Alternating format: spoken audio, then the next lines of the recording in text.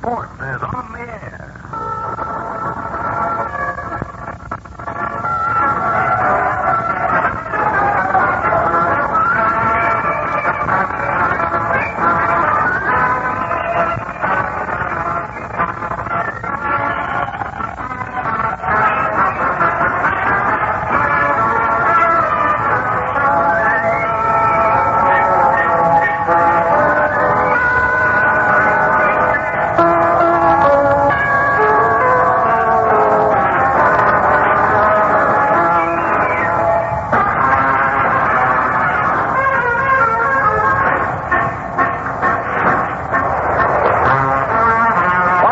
From County Stadium in Milwaukee, this is Harold Gillespie saying hello for your host, the Gillette Safety Razor Company. Soon the Milwaukee Braves and New York Yankees will take the field for the fifth game in this exciting World Series. To show our appreciation of your support, Gillette presents this and other major sports events all year round, including the Rose Bowl game, Blue-Gray game, Kentucky Derby, All-Star Baseball game, and the Fight of the Week every Friday night. This broadcast is authorized under broadcasting rights granted by the Commissioner of Baseball solely for the entertainment of our listening audience. And any publication, rebroadcast, or other use of the descriptions and accounts of this game without the express consent of the Commissioner is prohibited. A beautiful sunshiny afternoon here in Milwaukee, Wisconsin, as the starting pitchers for the fifth game of this 1957 World Series are loosening up those money arms. It's going to be a southpaw for manager Casey Stengle's Yankees, Whitey Ford, who was the victor over Warren Spahn in the opening game of the series last Wednesday afternoon at Yankee Stadium. Ford thus goes into action this year in the series with one victory and no defeats. In his lifetime in World Series play, Whitey has 5 wins and 2 defeats. During the regular 1957 American League season, the curveballing left-hander won 11 ball games while losing 5. I say curveballing because the Braves players, after looking at Ford for the first time in their careers last Wednesday at Yankee Stadium, said he threw about 85% curveballs in winning the ball game by that score of 3-1. Ford's earned run average in 1957 was a very sharp 2.58. He stands 5 feet 10, weighs 181 pounds, and he is 28 years old. His opponent, right-hander and fidgety Lew Burdette, who also has chalked up a victory in this series, beating the Yankees by a score of 4-2 at Yankee Stadium in the second game of the series. Burdette, last year, or during the regular National League season, chalked up 17 wins against 9 defeats. His earned run average was 3.71. He stands 6'2", weighs 180 pounds, and he is 30 years old. Now this game today, as far as both teams are concerned, is probably the biggest game so far of the series, as they go into it with 2 victories apiece. The winner today must win only 1 game of the remaining 2 games at Yankee Stadium, while the loser, in order to win the 1957 World Series, would have to take both ends of the games at Yankee Stadium. So manager Casey Stengel goes with his left-hander, Whitey Ford. Manager Fred Haney with right-hander Lew Burdette. And a sad note for Yankee fans today is the fact that the Yankees must go without their great center fielder, Mickey Mantle, who left the ball game yesterday in the 10th inning, reporting to the Yankee bench, and he let manager Casey Stengel know that he was being bothered severely by a bad right shoulder, injured in a collision with Red Shandy in a pickoff play in Saturday's game here at Milwaukee County Stadium.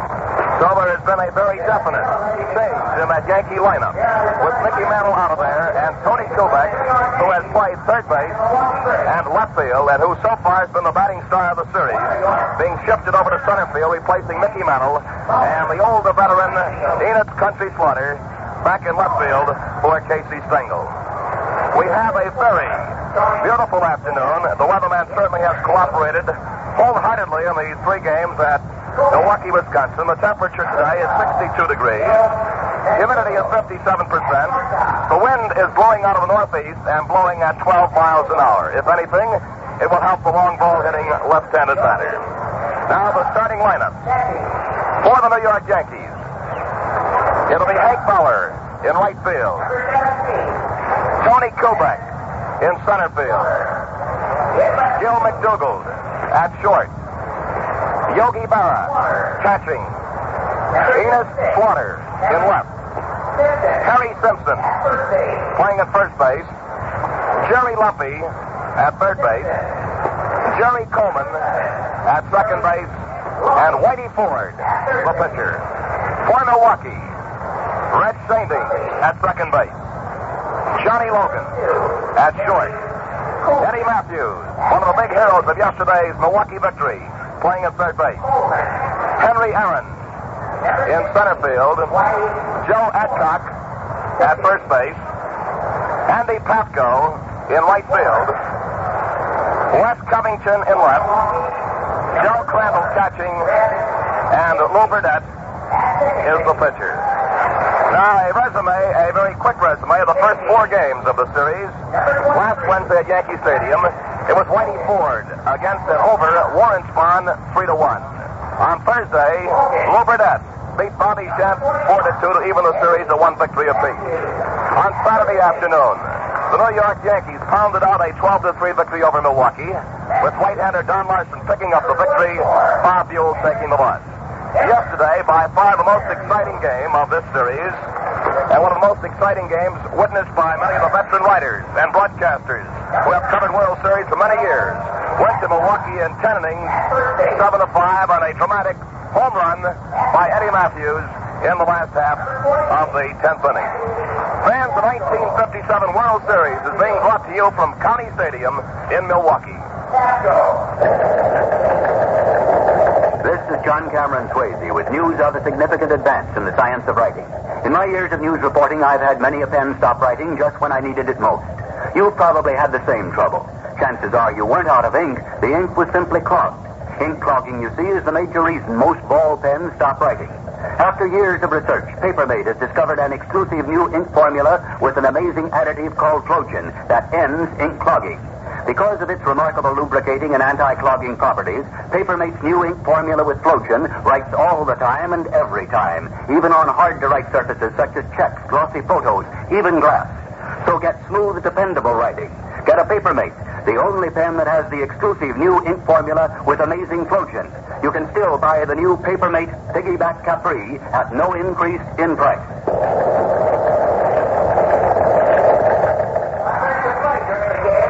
The umpires this afternoon will line up like this.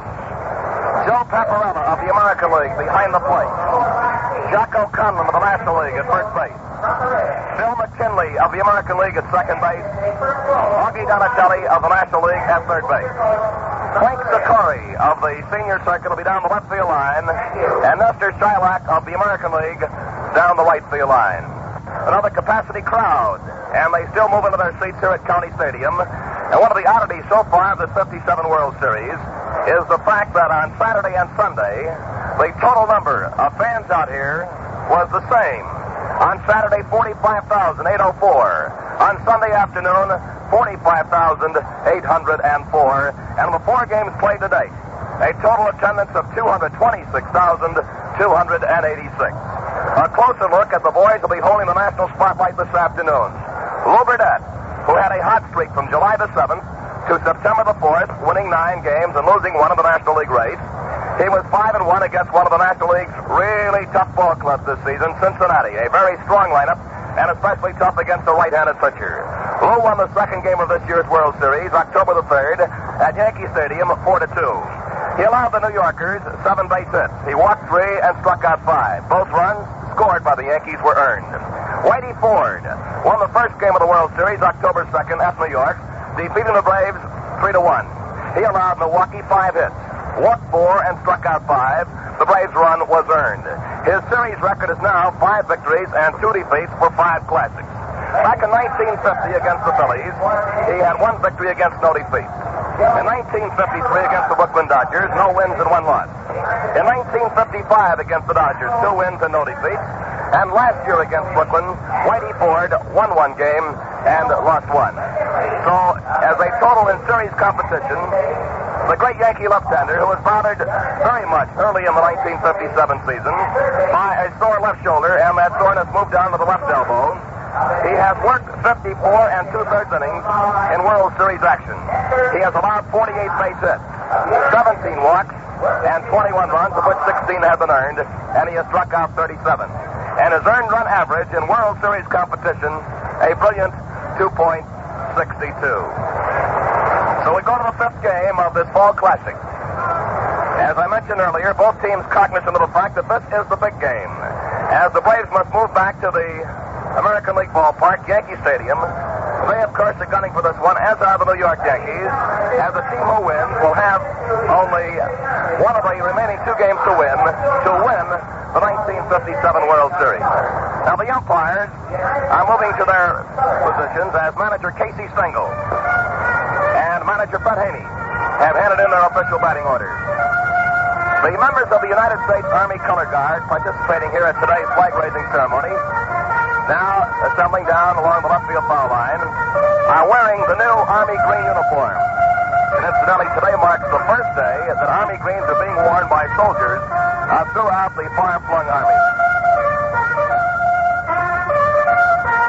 Whitey Ford has not left the warm-up position. He is still on the mound down in front of the third base box seat, but standing at attention now while the right-hander, Lew Burdette, has finished his warm-up tosses and has moved into the Milwaukee dugout. Now the color guard moving across the left field foul line. Ballpark jam-packed, all set for game number 5.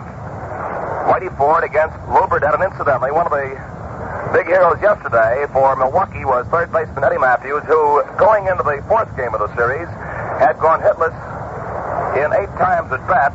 Yesterday, his first time up, he made out going 0 for 9. Then he doubled, and in the last half of the 10th inning, after Johnny Logan had come through with a big clutch base hit, a double down the left field line to drive in the tying run at 5-5. Logan on second base. Matthews found the range for his first home run of the World Series.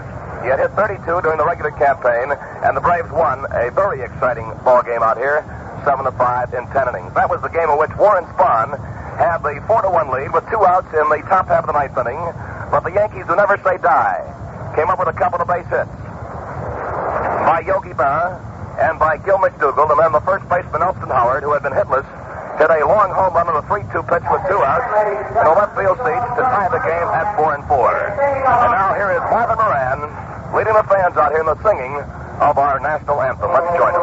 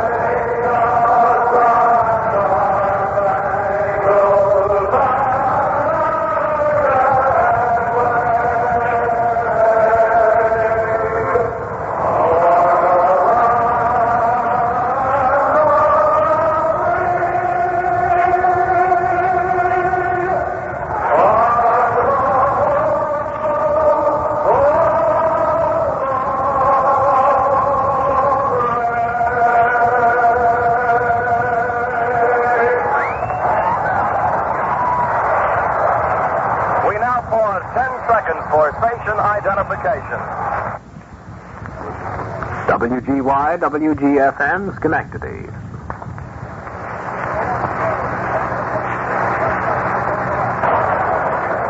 The Milwaukee Braves have taken the playing field with Wes Covington going to left, Henry Aaron to center field, and Andy Papko to right field. Eddie Matthews at third base, Johnny Logan at short, Red Schoendienst at second base, and Joe Adcock at first base. Tragedy, Lew Burdette moving out towards the mound now to begin his warm-up throws down to the catcher, Del Crandall. And a gentleman who is all warmed up and ready to go with the first 4.5 innings of game number 5 in this 1957 World Series from Cleveland, Ohio, Bob Neal. Thank you very much, Earl, and hello, everybody. A beautiful, sunshiny day. The temperature just a little higher than it has been previously in the World Series games played here in Milwaukee. It's about 62 degrees. And the Milwaukee Braves, who are heartened by their victory, their comeback victory yesterday, after facing almost certain defeat when the Yankees pushed over the big run in the 10th inning, but who were able to come bouncing back with a home run to win it. And the townspeople of this great city had a parade last night. They were not formal parades, but impromptu affairs that made it sound like it was all over. And today they're back here trying to add one more to the belt before they depart for New York and the conclusion of the 1957 World Series.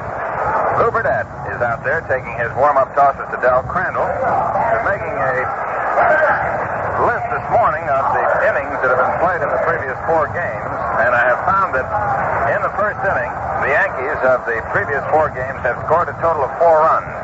So today, Lew Burdette goes out there hopeful not only of adding a victory, but of trying to hold the Yankees down to no runs in the first inning, as has been the case in the last 2 games. Hank Bauer is up there. He has hit safely in his last 11 games in the World Series, 4 for 19. Right-hand batter. Pitch comes down to him, and he ducks away from a fastball inside for ball 1. Burdette has a tendency to jump at the batter. Gives it that extra motion, and sometimes the batter takes his eye off the ball. Bauer standing there, 3/4 deep in the right-hand batter's box. The pitch to him, strike call with a fastball over the outside corner. 1 ball, 1 strike. The outfield for Milwaukee shaded around to the left. Eddie Matthews in close at third.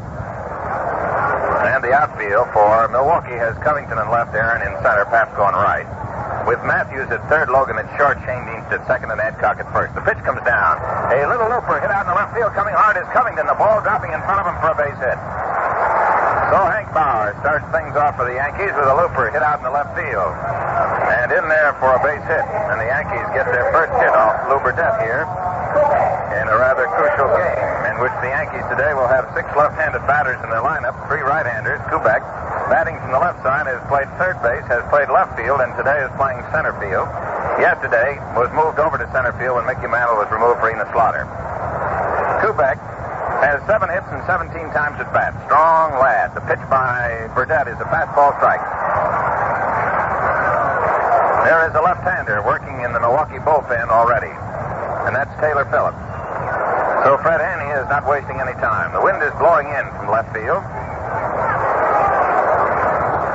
Burdette taking his time. He works around, uses a lot of rosin, and as Earl described it, he's a nervous, fidgety sort of a fellow. There's a bunt in front of the plate. Out for it is Crandall. Grabbed by Burdette, throws to first, moving down to second on the sacrifice is Hank Bauer.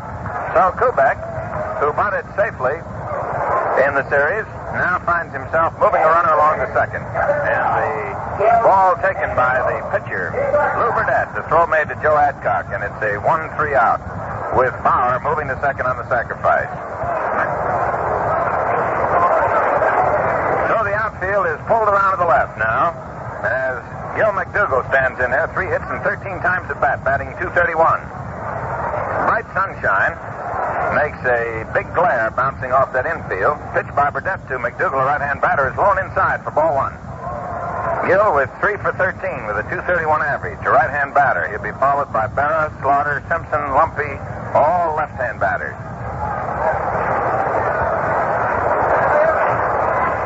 So Hank Bauer, with his hit, guarantees that he will hit safely in 12 consecutive games, 7 from last year, and 5, including this one, today. Ready to work now is Burdette. The look to second. The pitch is swung on. A looper hit out into right field. Coming hard for it is Papsko. He grabs the ball. Makes the throw to second, but back safely. Ball rolls through both Shane Deans and Logan. Andy Papsko making a knee-high grab of a little looper hit out into right field. So McDougall is out number 2. And the batter now is Yogi Berra. Yogi has 4 hits and 14 times at bat in the series, batting .286. So Lew Burdette is 2/3 of the way out of a jam. But as has been the case so many times in baseball, that does not guarantee freedom. Ask Warren Spahn, who yesterday was 2/3 of the way into winning a ball game and then suddenly found it all tied up. Berra standing in there. Outfield straight away for him. Change-up curve is high and outside for ball 1 to Yogi. Going out for a chat now with his pitcher is Del Crandall. Johnny Logan is playing with his left leg with a shin guard pad on there. He had an infection in an old game with the Cincinnati Redlegs in which he was spiked at second. They had to work on it yesterday, and today it's padded, and Shane Deans has his right leg all padded up from a ball that he fouled off in a game against Chicago. So the middle part of the infield today has their, let's say their shin guards on. Mara waiting as Lew Burdette fidgets a little, now stretches, looks back to second. The pitch comes down to Yogi, and it's outside for ball 2. 2-0. Lew Burdette from Nitro, West Virginia, who now lives in Sarasota, Florida. Stands 6'2", 180 pounds. He has a World Series victory under his belt, and he's trying to pick off number 2. Hank Bauer is on at second. Burdette taking a look around to see where everybody's playing. He's got them all squared away. Shane Deans backs up a few steps at second. Yesterday, Bauer line 2 to the right side. There's a fastball over the outside corner for strike 1. 2 balls and 1 strike now to Yogi Berra. Shane Deans has moved back a little to give him a little more room to range. Yogi was able to hit 2 between the first baseman and the second baseman yesterday. Joe Adcock backed up at first guarding that foul line. And Lew Burdette looks into Del Crandall, takes his stretch, and he looks back to second, and he delivers, and it's a curve inside for ball 3. 3 balls, 1 strike. Joe Paparella of the American League is calling balls and strikes. Jocko Conlon of the National League at first. Bill McKinley of the American League at second, and Augie Donatelli of the National League at third, with Frank Sikori down the right field foul line, and Nestor Shylock of the American League down the left field line. It's 3:15 down the right field line, and it's 3:20 down the left field line. And the breezes are blowing in from left field, but a beautiful day here in Milwaukee. Ready now is Burdette. 3 balls, 1 strike. The pitch to Berra. Swings and lines 1 foul. Yogi trying to lash one into left field. 3-2. Frankie Crosetti coaching down at third. Charlie King Kong Keller coaching at first for the Yankees. Hank Bauer, the base runner at second with good speed, leading away. And waiting on deck is the veteran Enos Slaughter. So Burdette dances around a little, excavates a little dirt. Keeps moving that foot. Shakes the glove off. He doesn't like that one. Now he's set to go. He looks back now, and the payoff pitch comes down to Berra. He swings. Ground ball down to Logan. The shortstop up with it. Throw to first, and he's out. The inning's over. So in the first inning for the New York Yankees, no runs. They had 1 hit, no errors, and 1 man left on for New York. And at the end of the first half of the first inning, we have no score. You know, Yogi Berra and Del Crandall have something in common. Del led the National League 1 year in double plays for catchers. Berra led the American League for 5 years. So they're also 2 of the best in the business at concealing their signals to the pitchers. Now, you'll find out how they call them in signals, the secret language of baseball, and it's yours free with the purchase of a Gillette razor. From an actual film of Paul Richards, manager of the Baltimore Orioles, you see the inside secrets of Major League signals demonstrated in fingertip movies. You zip the 8 reels off your thumb, you see how big leaguers use the flash sign, the pump, the combination, the holding sign. You see how the bunt is called, the steal or the hit and run. You learn who gives the signs and when to watch for them. Everything about this hush-hush side of baseball. What a lot of fun it is to, try to catch the signs, and the basis for them all is in signals, the secret language of baseball. It's free with the Gillette Super Speed Razor of your choice, light, regular, or heavy, and what shaves you get with a razor matched to your face. Clean, comfortable. $1 is all it costs for razor, Gillette Blue Blade dispenser, travel case, and signal. The secret language of baseball is attached, and it's free. Last half of the first inning. Red Shane Deans is up there for the Milwaukee Braves. He's had 5 hits in 17 times at bat. And he is certainly one of the most popular men in Milwaukee and in all of baseball. The outfield's around the left. He's a switch hitter. He's batting from the right side. Whitey Ford to wind up the pitch. It's high inside ball 1. Shane Deans got 1 of the 5 hits off Whitey Ford in Whitey's 3-1 victory. Covington had 2. Whitey rocks and delivers, and it's a curveball for a strike, 1-1. Yankees have Jerry Lumpy playing at third, McDougal at short, Coleman at second, and Simpson at first. In left field is Slaughter, and Ford delivers the 1-1 pitch, a bouncer down to the shortstop. Gil McDougal bobbles it for a moment, recovers, throws, he's out. ball rolled up Gill's arm, bounced off his chest, and he was able to bounce it right back into his throwing hand and shoot it over. 1 out for the Milwaukee Braves in the first inning. Scoreless ball game, and Johnny Logan is up there.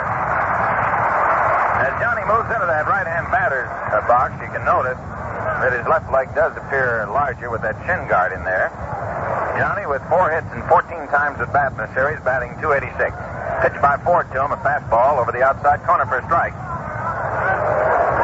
Whitey, although he's not the biggest man who works on the mound in either league, throws the ball with plenty of zip. Here's the 1-strike pitch to him. A ground ball hit down the third base line, curving foul. Bounces off the outstretched hands of the fans in the temporary box seats and recovered by a gentleman out there, throws it back in. 2 strikes.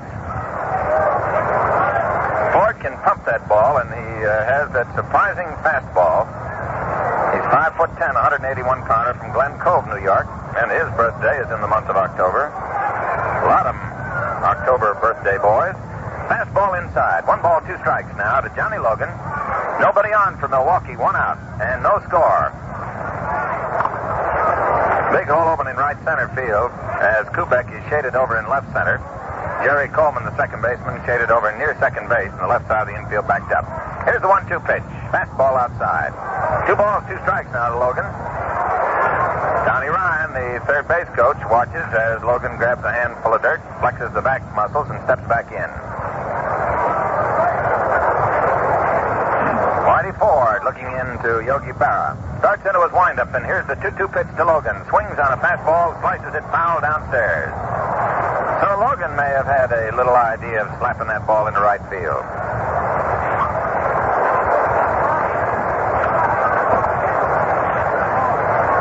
Johnny steps back in as Whitey Ford gets a new ball, rubs it up. Yogi undoubtedly is doing a lot of talking. He's the talkingest catcher in baseball. Here's the 2-2 pitch now to Logan. He swings, hits the popper back of second. Drifting back there is Jerry Coleman out on the outfield grass. He's got room, and he's got it for out number 2. So 2 up, and 2 out.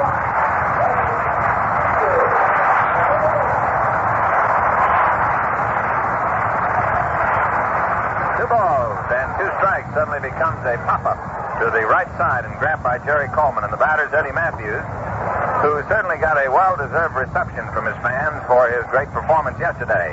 Takes a curve, big breaker, outside ball 1. Matthews has only 2 hits and 12 times at bat in the series, both coming in yesterday's game, and both certainly being the big ones for the Braves.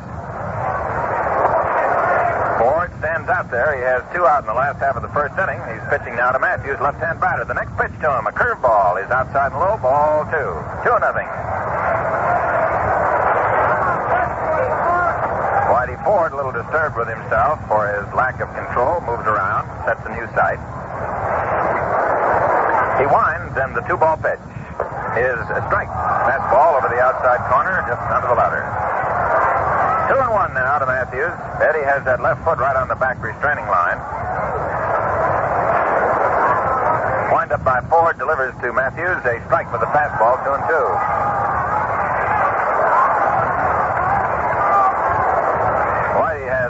An ability to show that curveball, and then when they're looking for it, come back with that fastball. Jerry Coleman has moved back out into short right field. Harry Simpson back on the edge of the outfield grass at first. The 2-2 pitch is a curveball inside.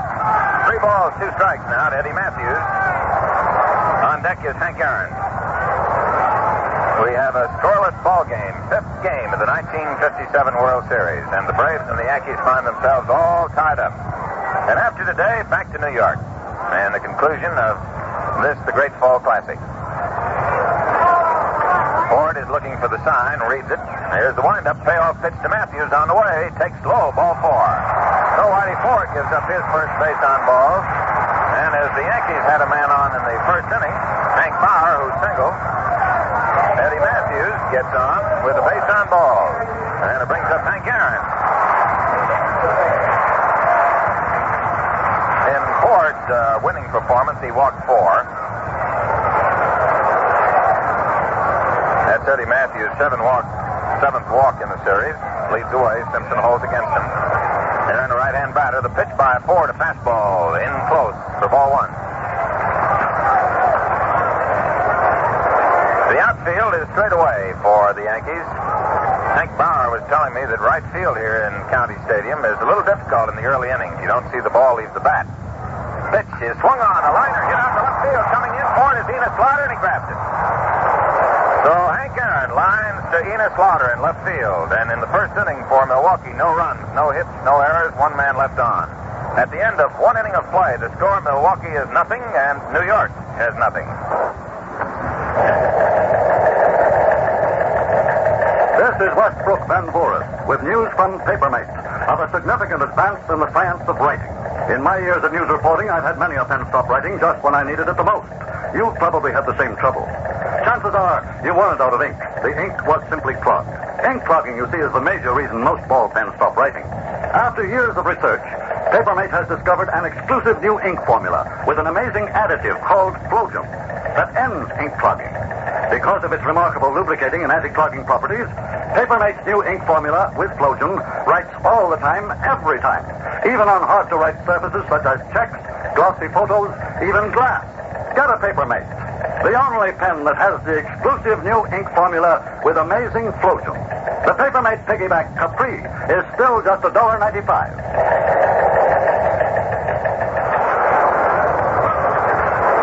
Second inning now for the New York Yankees. And looking over our results of the various innings in the 4 games played previously, the Yankees scored only 1 run in the previous 4 games in the second inning. And that was in the second game. The Milwaukee Braves in the second game had a run in the second and had one in the third game. So Enos Slaughter moves in there now in the top of the second inning. Scoreless ball game. Enos has 1 hit and 3 times at bat, batting .333 in the series.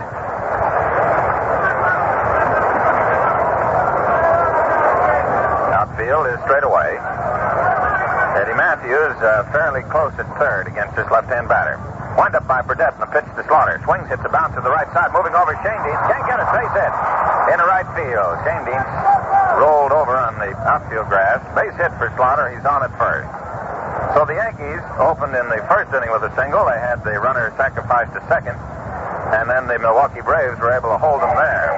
Slaughter opens things up here in the second with a slash in the right center. Second hit off Burdette. And Harry Simpson, who is playing first base today for the Yankees, steps up there. Simpson has 1 hit and 6 times at bat in the series, 167 average, left-hand batter. Shane Deans may have hurt himself. The trainer for the Milwaukee Braves coming out to see if he's all right.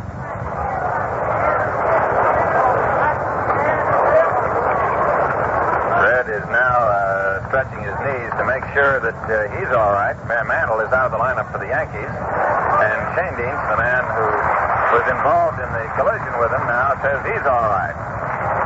So the trainer moves out of there. And play will be resumed as Harry Simpson moves in. Yankees with a base runner at first and Enos Slaughter. Phillips is up and throwing again, the left-hander for the Braves. In close at third is Matthews. The pitch to Simpson, a fastball outside, ball 1. Lew Burdette in trouble here in the second inning as the Yankees get their lead batter on. Simpson to be followed by Lumpy and Jerry Coleman. Joe Adcock holding against the runner Slaughter. Matthews in close, and the pitch comes down out of Simpson. He looks at a fastball too low, ball 2. So Burdette walks in halfway to the plate, takes the ball from Del Crandall. Burdette walked 3 in his winning effort.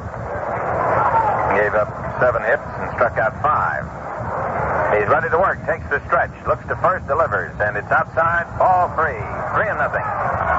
So Lew Burdette has pitched 3 straight bat balls now as Harry Simpson takes a look down at Frankie Crissetti coaching at third to see whether he's to take or whether he's to swing away.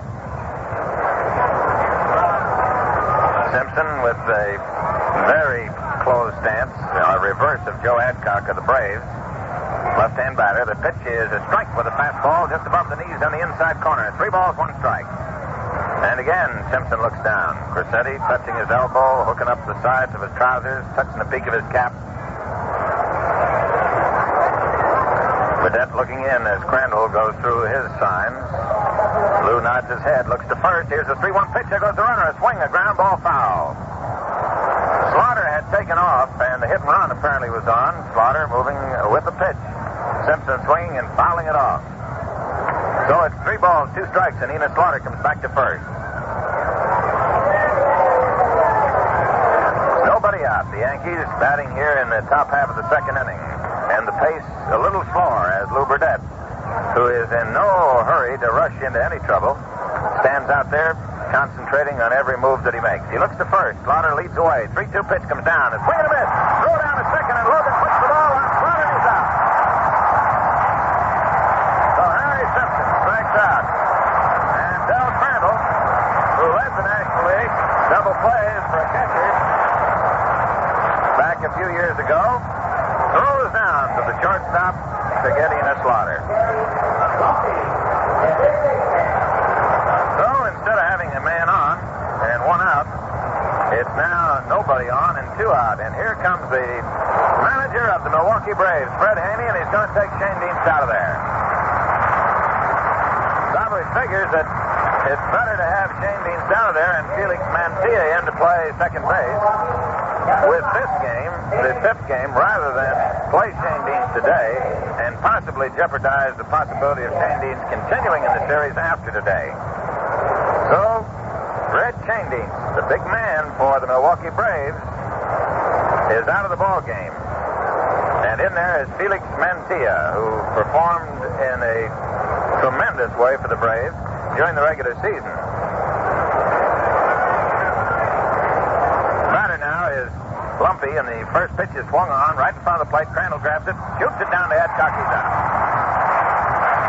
Crandall had to wait for that ball to hit the ground in order for it to be fair, and he grabbed it and then fired it down there. And the play goes from the catcher Crandall to Adcock, and in the second inning for the Yankees, no runs, 1 hit, no errors, and nobody left on. At the end of 1.5 innings of play, score is New York 0, Milwaukee 0.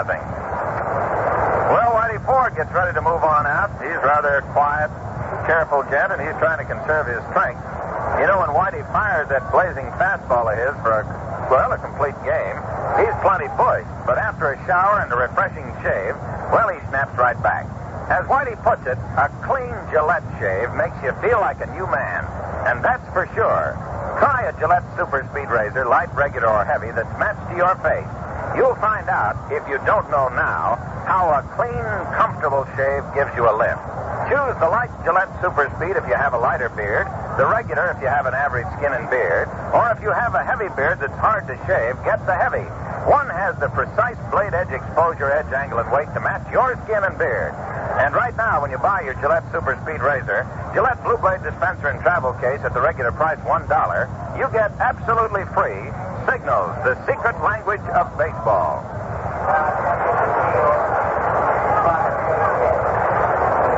Last half of the second inning for Milwaukee, and Felix Mantilla will go into the lineup now, and he will bat in Red Shane Deans' leadoff spot. Felix is just 23. He's from Puerto Rico. He stands 6 foot, and he's a 160-pounder.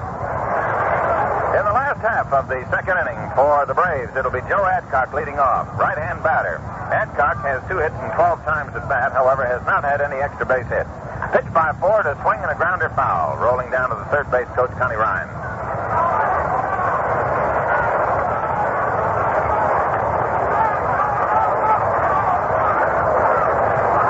Adcock has that right foot pulled back and away from the plate, the left foot up close.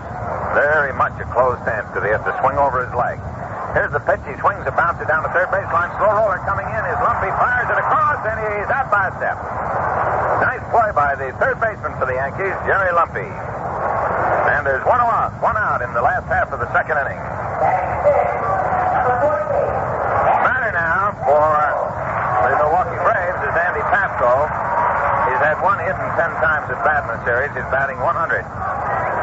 And he really spreads out.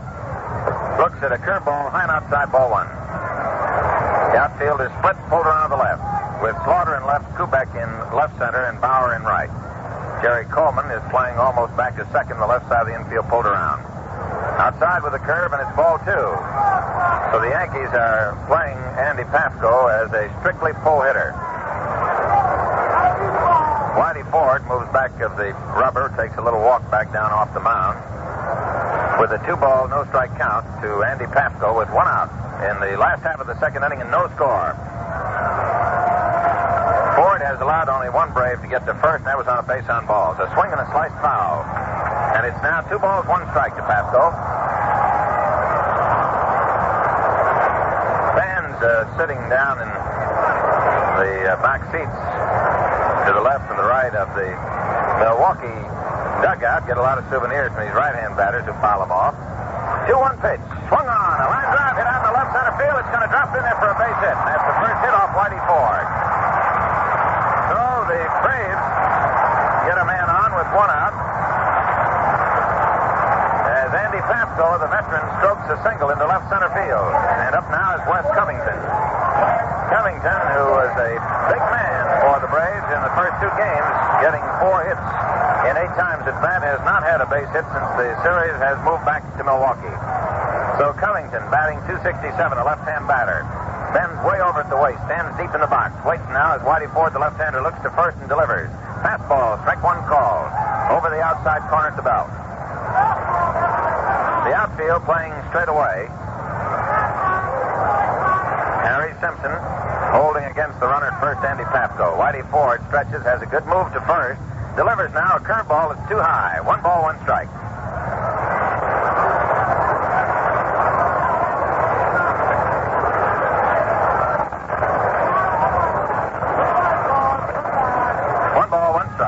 Ford looking into Barra.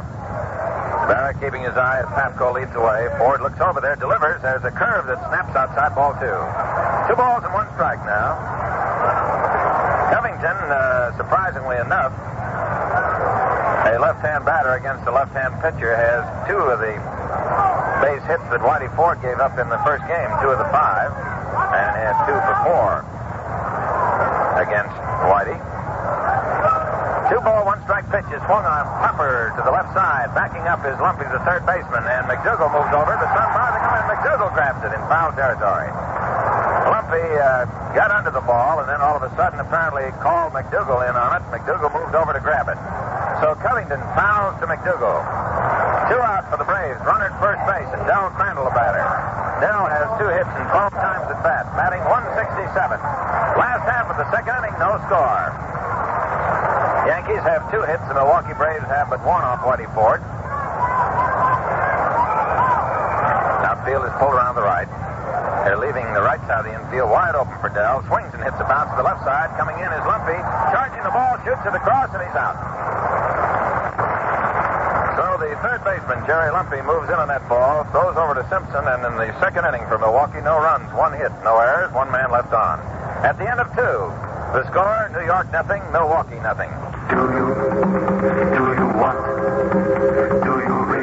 a decent shave?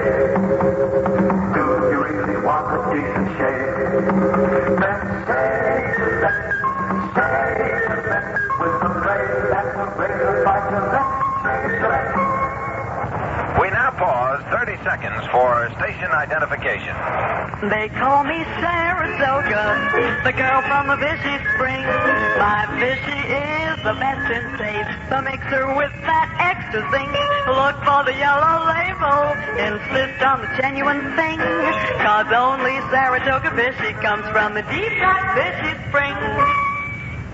WGY, WGFM Schenectady. Rock bottom prices on Goodyear tires as low as $13.35. Get Goodyears from Albert E. Oliver in Albany, your Goodyear dealer. Third inning now for the New York Yankees. It'll be Jerry Coleman, the second baseman, followed by Whitey Ford against Lew Burdette. Again, looking back to the past performance of runs in the 1957 World Series. The Yankees in the first game were not able to score in the third. In the second game, they got 1 run. In the third game, they got 2 runs. And yesterday, they got none in the third. The third inning has been a rather skimpy one for Milwaukee. Only in the second game were they able to get a run. Number 42, Jerry Coleman, the second baseman. So Jerry Coleman, who has 4 hits and 13 times at bat with a .308 batting average, steps in there. Steps out now as Lew Burdette moves around to pick up a little rosin, and Joe Paparella moves around. Coleman has asked umpire Paparella to take a look at the ball. Umpire says it's okay.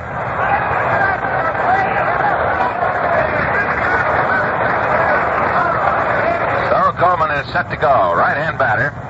Jerry is one of the few remaining ball players who wears his baseball trousers up tight around his knees in the fashion of the old-timers. Lew Burdette, who pitches as well as the modern or the old-timers, ready in the windup, and the pitch comes down. Strike call with a fastball over the outside corner. Burdette, with that movement of his as he delivers the ball, actually keeps these batters guessing just about when he's going to deliver. It's a very unusual motion. Shakes his arm, sometimes comes sidearm, and has a crossfire where he moves over towards third. One strike pitch now to Coleman. It's an overhand curve, high and inside. 1 ball, 1 strike. The outfield for Milwaukee is straight away with Covington, Aaron, and Pafko. Felix Mantilla has moved in at second base, replacing Red Schoendienst.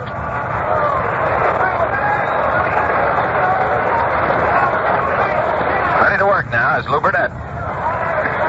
Del Crandall down, giving the sign. Here's the 1-1 pitch to Coleman. Fastball over the inside corner, strike 2.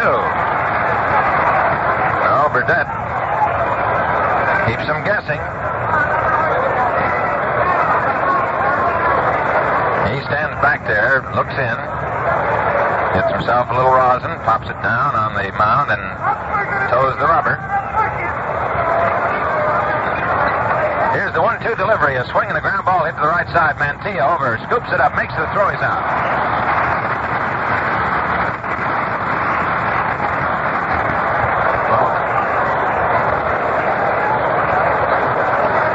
Whitey Ford is due up there now. Whitey has been up to bat 3 times, and he has not had a base hit. So Lew Burdette working here in the top of the 3rd inning with the Yankees and the Milwaukee Braves scoreless. Left-hand batter. The outfield for Milwaukee is straight away. Pafko is fairly deep in right. Matthews in close at third. The pitch is high and outside. Ball 1. So Burdette looks in now to ask umpire Joe Paparella whether the ball was high or low, and the umpire indicates that it was high. 1 ball count, and the windup and the pitch on the way. Swung on, a bounce to the right side, moving into Mantilla. Big hop, throws to first, he's out. 2 out in the 3rd inning. As the Yankee bats suddenly try out the fielding of Felix Mantilla, and they find him equal to the occasion. Felix played third base, shortstop, and second base for the Braves during the regular season. Has great speed and a sure glove.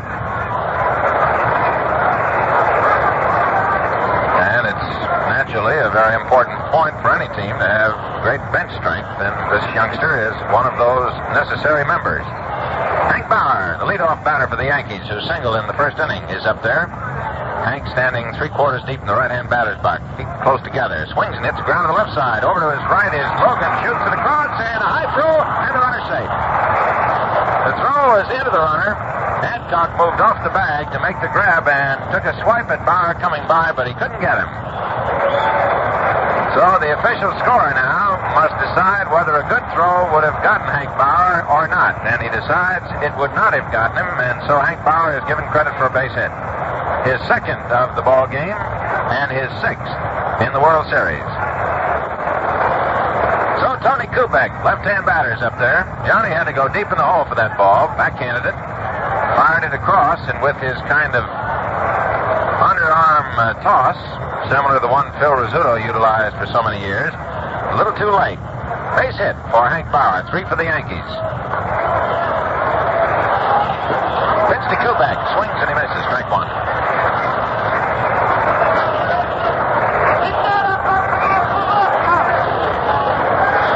Eddie Matthews in close at third, right on the edge of the infield grass, protecting against a slash on that side by this left-hand batter. Mantilla deep at second, and at first base is Adcock holding against the runner Hank Bauer. Burdette ready, checks the runner, delivers. There's a swing and a bouncer to Logan. He's got it, runs to second, steps on it, and Bauer is forced. So in the 3rd inning for the Yankees, no runs. They had 1 hit, no errors, and 1 man left on. At the end of 2.5 innings of play, the score is New York 0 and Milwaukee 0. Say, Earl, have you been catching any of Connie Ryan's signs to his batters? Yes, I have, Bob, but you know, I've been with this Milwaukee ball club all season. Oh, that's right. Well, I didn't, but I did notice he was using the flash system. Fans, you can get the basis for all baseball signs in Signals, the secret language of baseball. Yours free when you buy a Gillette Super Speed Razor. You get the lowdown on how big leaguers call for the hit and run, suicide squeeze, and every other play in fingertip movies. You just flip the action photos off your thumb, you see Paul Richards demonstrate all the basic offensive and defensive signals. It's all in Signals, the secret language of baseball, and yours free when you buy the Gillette Super Speed Razor. Light, regular, or heavy. One scientifically matched to your face for the shaves of your life. Clean, refreshing, comfortable. You get the works. Razor, Gillette Blue Blade dispenser, trim travel case, and Signals, the secret language of baseball for just $1.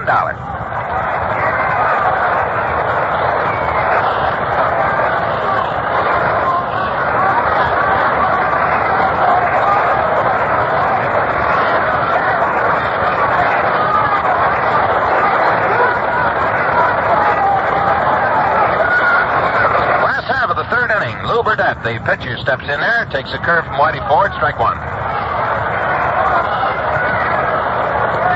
Ford has given up only one hit. He's walked one batter. Delivers, there's a swing, a bouncer back of second, moving over is McDougal. He's got it, throws to first, he's out. So McDougal racing in, grabs the ball and throws to Harry Simpson for out number one, the third inning. No score. And Felix Mantilla comes up there to see what he can do. He has appeared in one World Series game in which he was a runner, used yesterday in the 10th inning. Whitey Ford looking in there. Mantilla, right-hand batter. Here's the pitch to him. He takes inside and low, and it's ball one. Felix in the regular season, National League season, playing three positions, had 181 times at bat, had 43 hits, hit for a .238 average. Next pitch takes a curveball in the dirt for ball two. Yogi Berra making a classic one-handed grab of that one. Outfield for the Yankees pulled around and split in right center. Gil McDougal deep at short. Coleman backed up at second. Whitey Ford taking a little time. We're in the last half of the third inning, scoreless ball game. Here's the windup, two-ball pitch. Fastball hind inside, ball three.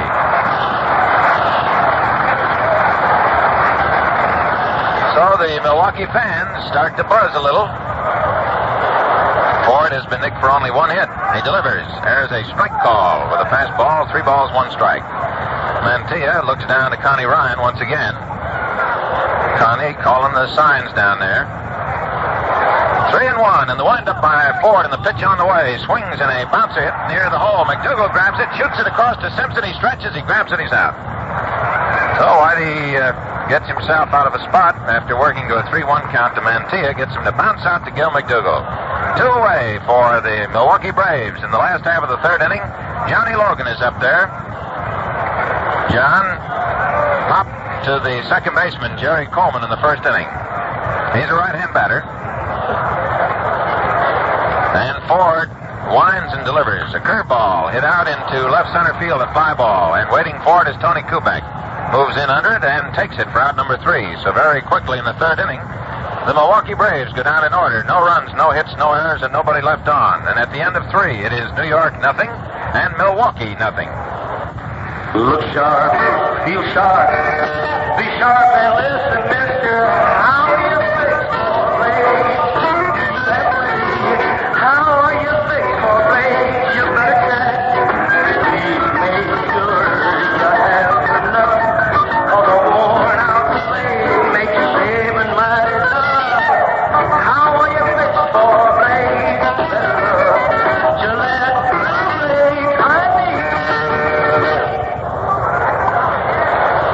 The Yankees in their half of the fourth inning will send up Gil McDougal, Yogi Berra, and Enos Slaughter. And in the fourth inning, in the previous 4 games of the World Series, the Yankees in 3 of the 4 games did not score in the fourth. Their game got 2 runs.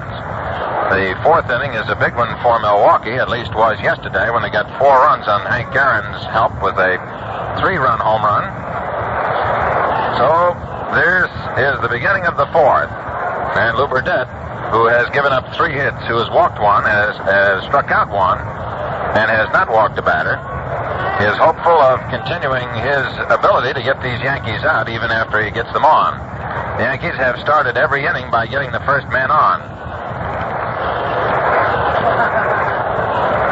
So, leading off is Gil McDougall, who flied to right field in the first inning in a fine catch by Andy Pafko, who took it just above his knees.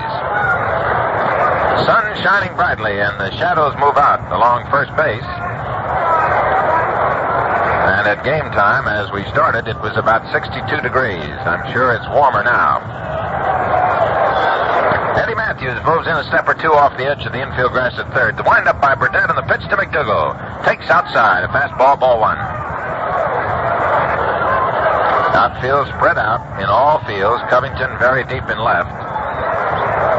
It is 320 down the left field line. 402 straightaway center field. Next pitch swings and hits a long drive deep in the left field. Going back is Covington. Back near the wall. He goes up in the air, and he comes down with the ball. Great catch by Wes Covington.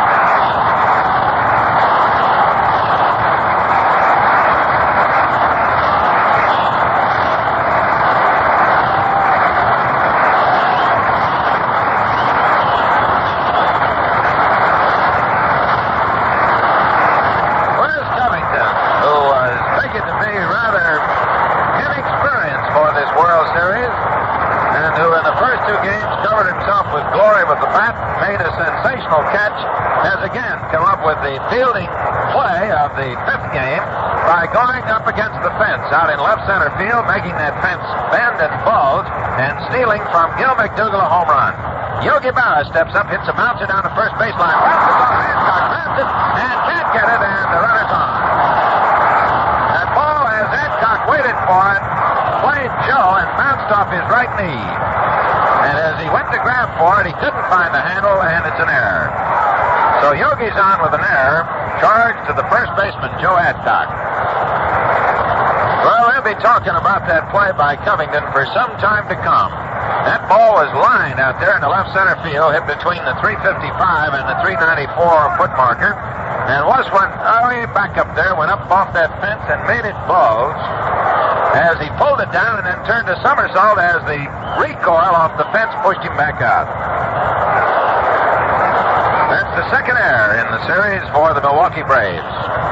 And the left-hander continues to work for Milwaukee in the bullpen as Berra gets on an error. And the batter is Enos Slaughter. He got a single in the second inning. He died at second base as Simpson struck out and Crandall threw down for the double play. Pitch to him outside, ball 1. Taylor Phillips, the left-hander, who's been working in the first and the second, is working again in the third inning. Lew Burdette is working out there on the mound for the Milwaukee Braves. He's had great support so far. And with Joe Adcock opening the door for only the second error by Milwaukee, the Braves will be trying even harder to close this door. Yankees have committed 3 errors so far in the series, 2 for the Braves. Fastball is outside, ball 2.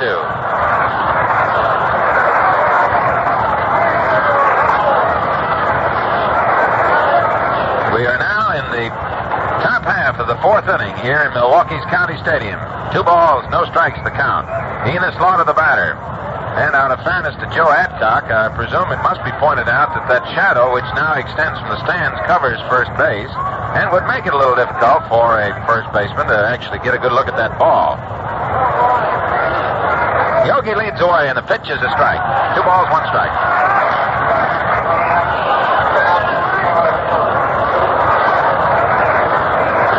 Burdette squeezing those hands, working to cover that ball, trying to work the gloss off so that he can get a good grip on it. Throws the rosin bag down, looks over to Berra. Joe Adcock holding against Yogi. The catcher for the Yankees leads away from first. Here's the 2-1 pitch. Swung on. A liner hit out in the left center field. It's going to drop in there for a base hit. Berra holds at second. So Slaughter comes through with his second hit of the ball game, a slash into left field. And the Yankees now have runners at second and first, 1 out. And Harry Simpson is up now.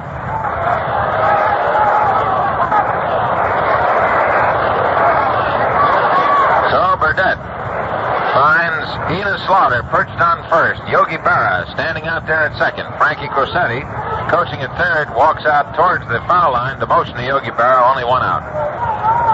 So Cabrera on with an error. Moves to second as Slaughter slashes a single into left center field. And the batter's Harry Simpson. Simpson struck out in the second inning.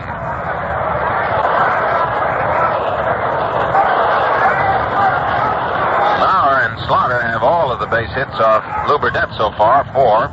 Simpson swings on a changeup curveball. He misses for strike 1.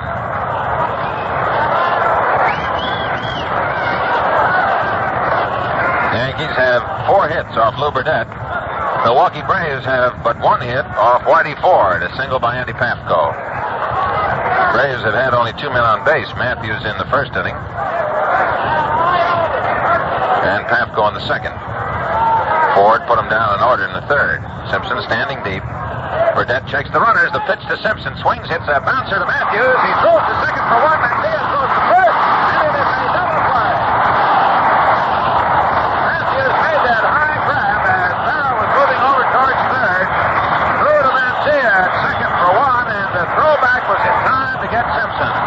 And in the fourth inning, the Yankees get no runs. They had 1 hit, 1 Milwaukee error, 1 man left on base. And at the end of 3.5 innings of play, it is the New York Yankees nothing and the Milwaukee Braves nothing. Earl, tell me something personal about these Milwaukee players. How many of them use instant lathers? Well, Bob, I haven't actually counted noses, but it looks to me like most of them do. Well, that doesn't surprise me because more men use instant lather than any other kind of shaving cream. For their dough, this is the fast, modern way to get that clean feeling only a shaving cream shave can give you. Today, Gillette Foamy gets the call. Convenient? Yes. It's that and then some. A touch of the nozzle releases rich stand-up lather that does a real bang-up job of beard softening. You shave on the double, and when you're through, you feel clean. Really clean. What's more, Gillette Foamy contains K34, the exclusive antiseptic that kills harmful bacteria while you shave. Sound like it's worth a try? Ah, you bet. A pressurized container of Gillette Foamy costs 79 cents and should last you about 3 months. Last half of the fourth inning. 5th game of the World Series, no score. And leading off for Milwaukee will be Eddie Matthews. Left-hand swinging third baseman came up with a fine play to start that double play. And he takes outside for ball 1 from Whitey Ford. Braves had 3 important double plays yesterday. They've had 2 so far. Here's the windup and the 1-ball pitch to Eddie Matthews. A fastball for a strike. 1-1. Matthews looks like he's looking for the curve. Because the left-hander, usually pitching to a left-hander, keeps the fastball outside where he can't pull it. 1-1 pitch is a curve on the outside corner. And it's 1 ball, 2 strikes as Whitey Ford works that big slanting curveball of his. Matthews, who stands deep in that box when that curveball hits the front corner, has no chance for it. Here's the 1-2 pitch to him. Curve is in the dirt.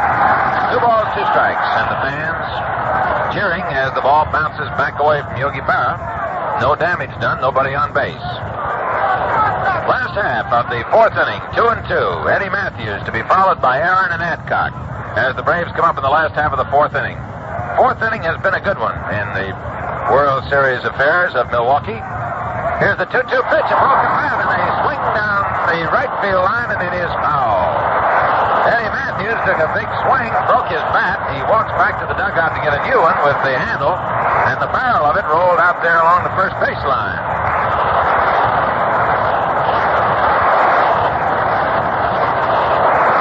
So Matthews sets the fans to buzzing as he creates a few toothpicks. Ed was using Joe Adcock's bat. He hit his home run with it. And now he probably has gone back to get his own. Or he may have borrowed another one from Joe.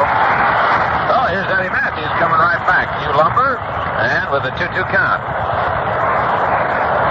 No runs, 4 hits, and no errors for the Yankees. No runs, 1 hit, and 1 error for Milwaukee. And Matthews trying to get things rolling. Jerry Coleman, the second baseman, shaded over near the first base side. And deep at second. 2-2 pitch to Matthews. Strike 3 call with a curve. So Whitey Ford posts his first strikeout. And now he and Burdette are all even in that department, 1 apiece. And Hank Aaron's the batter. He lined to the left fielder in the first inning.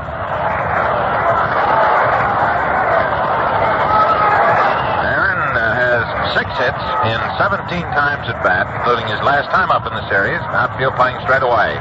Here's the windup by Ford in the pitch. A fastball inside and low, ball one.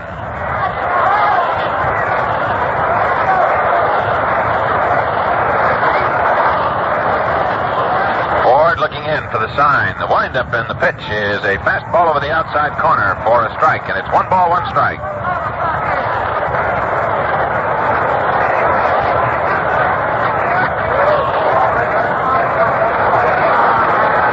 Ford working very carefully,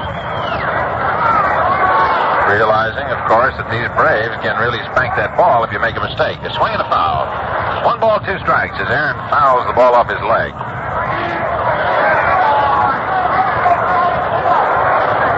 In the last game that Whitey Ford pitched, the Braves did not score until the 7th inning, and the Yankees did not score until the 5th inning off Warren Spahn. So we are in the last half of the 4th inning, and the pitch comes down, a swing, and a ground ball to the left side. Taking it in foul territory is Lumpy, and it is no play. Umpire Augie Donatelli of the National League moving right in on top of the line to take a good look and motioned immediately foul. So it's 1 ball, 2 strikes, 1 out. Hank Aaron, the batter, number 44. On deck is Joe Adcock. Whitey Ford has really been stingy. Ready to work in the 1-2 pitch. A swing and a bouncer, same spot, grabbed by the third base coach, Connie Ryan. So the count remains 1 ball, 2 strikes.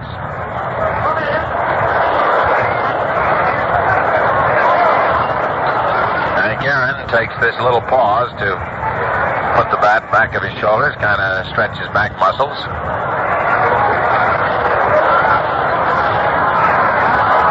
Ford apparently didn't like the idea of Ryan catching the ball and throwing it back of the plate. Here's the 1-2 pitch, and it's inside. Ball 2. And he was shouting over to umpire Donatelli. Whitey might have felt that baseball, pitchers sometimes have a unusual feeling. A ball will feel just right to them. So they're all supposed to be within a couple of greens of the same weight. So Hank Aaron still in there, 2-2, and Ford is ready, and he delivers, and Aaron swings, and he lines one into left field, a base hit.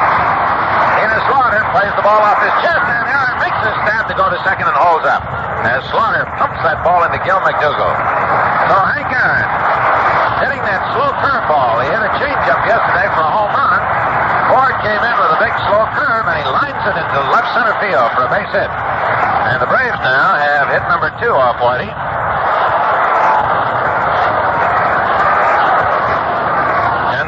Joe Adcock. He is 2 for 13 in the series.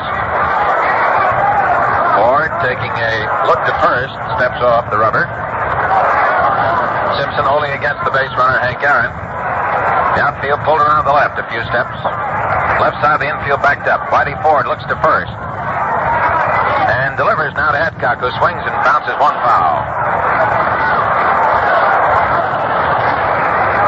So Joe Adcock, who has to be a big man for the Braves, is up there trying to see if he can't do something to help the cause and put something up there on the scoreboard for Milwaukee. Adcock had very little success against Ford in the first time he faced him. Ground ball to McDougall, throws to second for 1, throw to first, double play. So Adcock repeats his performance of the first game as he bounces into a double play against Whitey Ford. No runs, 1 hit, no errors, and nobody left on. At the end of 4, it is New York Yankees, nothing, and the Milwaukee Braves, nothing. This is John Cameron Swayze with news of a significant advance in the science of writing. In my years of news reporting, I've had many a pen stop writing just when I needed it most. You've probably had the same trouble. Chances are you weren't out of ink. The ink was simply clogged. Ink clogging, you see, is the major reason most ball pens stop writing. After years of research, Papermate has discovered an exclusive new ink formula with an amazing additive called Flogen that ends ink clogging. Because of its remarkable lubricating and anti-clogging properties, Papermate's new ink formula with Flogen writes all the time and every time, even on hard-to-write surfaces such as checks, glossy photos, even glass. So get smooth, dependable writing. Get a Papermate. the only pen that has the exclusive new ink formula with amazing flowgen. You can still buy the new Papermate Piggyback Capri at no increase in price.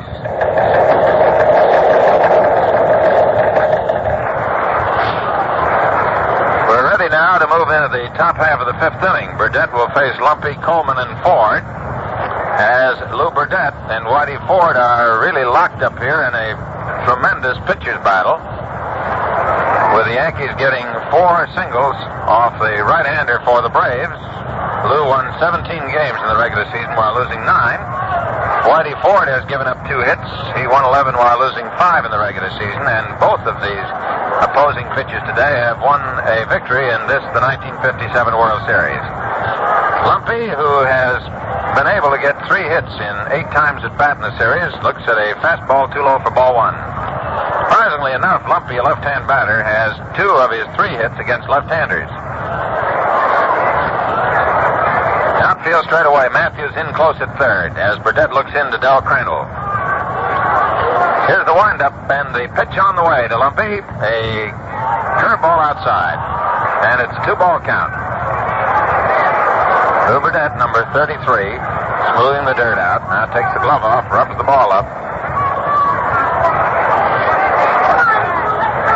Eddie Matthews keeps flashing over, taking a look at Frankie Crosetti and watching in the Yankee dugout. Sometimes the third baseman pick up some signs in there. Next pitch, strike called as Lumpy shortened up his if to bunt. 2 balls, 1 strike. We're in the top of the fifth inning. No score. Burdette taking time, trying to make sure on every pitch that he has it just where he wants to put it. Lumpy swinging that bat. Flashes a look to Crosetti. 2-1 pitch on the way. Takes outside ball 3. 3-1.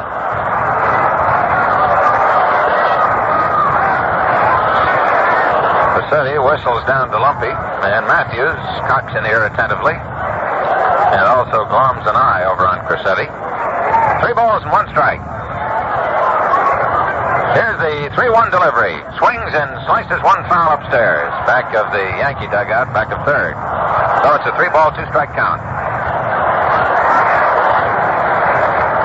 Gentlemen up there, the shirt sleeve crowd sitting in the sun, and those who are sitting in the shade have their top coats with them. 3 balls, 2 strikes. The outfield is straight away. Here's the windup. Payoff pitch to Lumpy. Swings and fouls 1 in the press box. Off to the left and bounces into the mezzanine where some box seat holders are enjoying the game and a souvenir.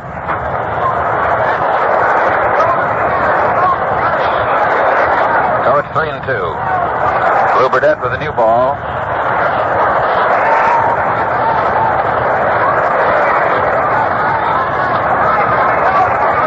The payoff pitch, a swing and a bouncer to Mantilla. Up with the ball, throws over to first, he's out. So Felix Mantilla comes up with a sharply hit ground ball, throws over to first for the out. 1 away in the fifth inning, and Jerry Coleman, the batter. Jerry bounced out second to first in the third.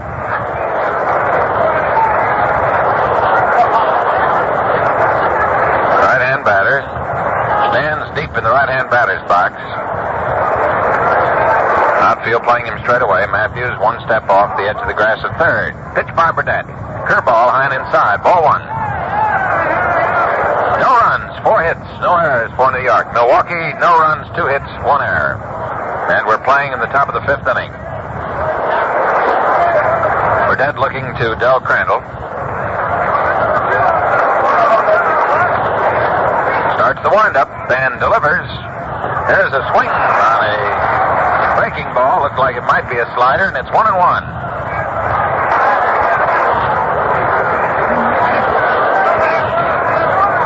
Coleman takes a look out at Burdette in admiration for the ability that the right-hander has to fire that ball through there. All right, the windup and the 1-1 pitch to Coleman. Sidearm is hit out the right field line. It's curving foul. That's a sort of a crossfire sidearm where Burdette steps over towards third and then whips that ball around. And the right-hand batter usually his first concern is to get out of there. That Coleman showing the great ability of major league hitters, standing in there taking a slash at it. 1 ball, 2 strikes.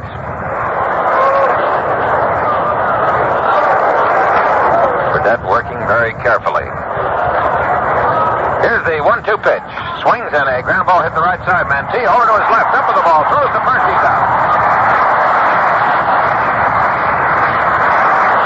Mantilla does not have the great experience of red chain beams, but he has great speed.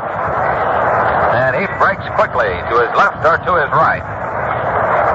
And there's 2 out for the Yankees in the top of the 5th inning, and Whitey Ford comes along. And the Milwaukee fans, showing their great generosity, give to a great pitcher the accolade which certainly is due him.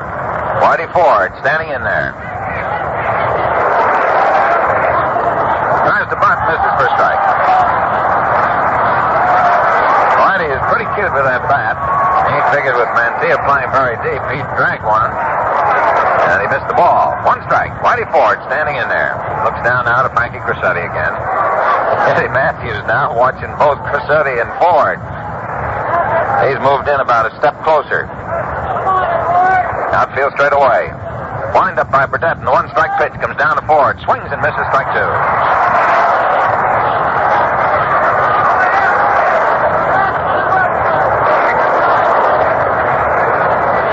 So it's 2 strikes. One of the Texas League baseball owners said he'd like to have a pitcher like Burdette work out there in one of his teams because he figured with all that digging out there that he might hit an oil well for him. So Lew digs around. He's set to go on the 2-strike pitch. There's a swing and a miss for strike 3. And at the top of the 5th inning, the Yankees go down in order. Second strikeout for Lew Burdette. Top of the 5th. No runs, no hits, no errors, and nobody left on. At the end of 4 1/2, score New York nothing and Milwaukee nothing. Well, it was interesting watching Eddie Matthews moving in, looking over the dugout, and looking to the third base coach, trying to pick off those signs. You know, you get a bigger bang out of every game trying to catch the signs, just as Eddie Matthews did.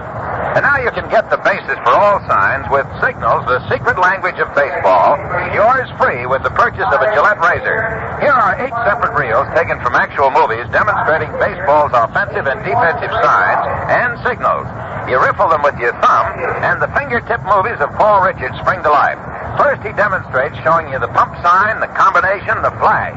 See how they call for the pitch out, the cutoff. To get your copy of the secret language of baseball, just buy the Gillette Super Speed Razor, light, regular, or heavy. One is matched to your face for clean shaves that stay clean and immaculate hour after hour. A real buy for $1. Gillette Super Speed Razor, Gillette Blue Blade Dispenser, travel case, and free Signals, the secret language of baseball. Now ready to take you over the last half of this ball game is my associate, Earl Gillespie. Right yard, Bob, the last half of the 5th inning. Andy Papko leads off for Milwaukee. The curve is swung out. Line drive, left center field, base hit. Enos Water down to 1 knee, grabs this ball, fires it back into the shortstop. Bill McDougal, and Papko's on at first base with a second consecutive base hit. Line smash into left center field. That is hit number 3 off Whitey Ford, who has been one of the pitching stars of the series. Wes Covington getting a tremendous ovation as he went high in the air back in the 4th inning to take a sure home run off Gil McDougal. A crashing catch against the fence and left. Andy Papko on first base and nobody out. No score. The last half of the 5th inning. Game number 5 in the 1957 World Series. Covington fouled out to the shortstop, Gil McDougal, in the 2nd inning. He bunts one, a pop in front of the plate. Picked up and followed by Dara. Moves to first base, gets his man, and there's a runner on second base. Little pop bunt. Out in front of the plate. Dara could not reach it. It bounced and spun away from Yogi. He made the quick recovery. As the great catcher that Yogi Berra can do. Made the accurate throw to first base. And now Milwaukee has a runner in scoring position with 1 man out. No score in the 5th inning, and here is catcher Del Crandall. Del was thrown out by third baseman Jerry Lumpy on a slow roller back in the 2nd inning. Right-handed batter. Ford's pitch is a fastball low. That's ball 1. Whitey Ford has allowed these Braves only 1 run in 13 innings of World Series pitching. Actually, 13 in the third innings now. One out here in the last half of the fifth. The Yankee outfield is playing around towards left, and so is the infield, as Crandall is a sharp full hitter. Whitey Ford checks the sign from Berra. For 1-0 pitch, and a fastball misses outside. It's ball 2, 2-0. Tied in victories with 2 apiece. Ford looking back at Andy Pafko, who leads off second base. Here is a curve as Crandall is going to swing. He held up, and it's ball 3, low inside, 3-0. On Milwaukee catcher Del Crandall, who now steps out of the batter's box and is studying the signs that are flashing from the third base coach, Connie Ryan. Ball 3, no strikes. There have been times in 57 when manager Fred Haney has let his power boys hit the 3-0 pitch. A swing and a foul. And Crandall had the green light. Fouling it off, it's ball 3 and strike 1. Ball 3 and a strike 1 count on Del Crandall with 1 man out. Andy Pafko on second base.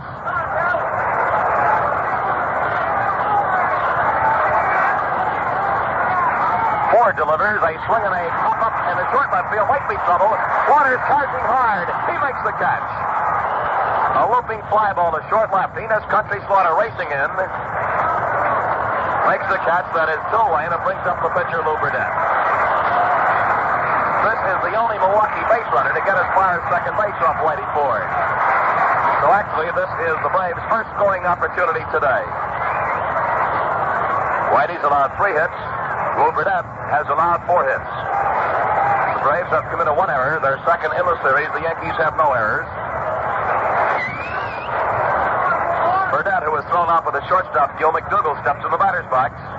He's a right-handed batter. Straightaway stance. And he realizes now, of course, the importance of this situation with that big man out on second base in scoring position.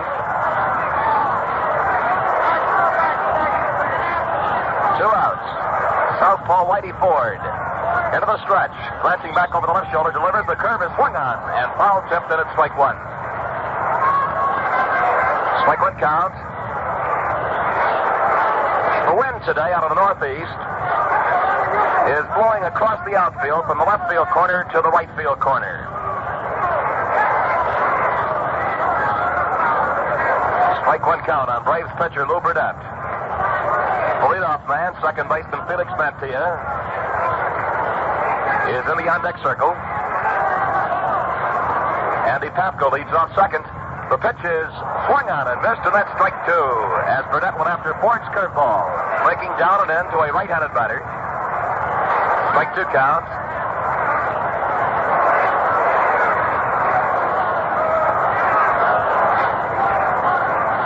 Whitey Ford sets himself, and the pitch is swung on a fly ball in the center field. Tony Kubek going back in this ball makes the catch, and that retires the side. In the 5th inning, no runs and 1 hit, no errors, and 1 man left. The score at the end of 5 innings, Milwaukee nothing, the New York Yankees nothing. The drive is on to stamp out paralytic polio in the United States and Canada. This dread disease can be virtually eliminated if everyone under 40 is properly inoculated with the Salk vaccine. It has been found that 3 shots of the Salk vaccine, properly spaced, are necessary for maximum protection, but even 1 or 2 shots is helpful. It is particularly important for preschool-age children, expectant mothers, and parents of young children to have these inoculations. If you and all members of your family under 40 have not received your 3 Salk vaccine inoculations, you are urged to do so immediately. Please get in touch with your family physician or local health department now. Don't give polio a chance. We now pause 30 seconds for station identification. Have you had your soup today? Campbell's of course. Campbell's of course. Once a day, every day, you should have a bowl of Campbell's soup. Have some Campbell's right now. Campbell's Soup time signal, 12 minutes past 4. Before you go to bed tonight, relax with a bowl of good hot Campbell's chicken noodle soup. WGY, WGFM Schenectady. Lifetime guarantee on all Goodyear tires. Get Goodyears from Albert E. Oliver Incorporated in Albany, the name for your best tire deal. Burdette will face the top of the Yankee batting order in the 6th inning. Hank Fowler, Tony Kubek, and Gil McDougald. Burdette has allowed 4 hits, and they are divided between Hank Fowler, who has 2 for 2, and Country Slaughter, who has 2 hits and 2 trips. Now Fowler, in singling in the 1st inning, extended a World Series consecutive batting streak to 11 games, or to 12 games, rather. He beat out a hit to short in the 3rd. So Hank is 2 for 2. Right-handed batter. Lew Burdette has the side, starts with a blocking motion, and the first pitch is fouled off on the first base side. This one will be out of play. Back in 1951, Burdette was wearing the uniform of the New York Yankees. And he was sent out to the West Coast, to the Pacific Coast League. He was involved in the trade with the then Boston Braves as the Yankees got the right-hander Johnny Sain.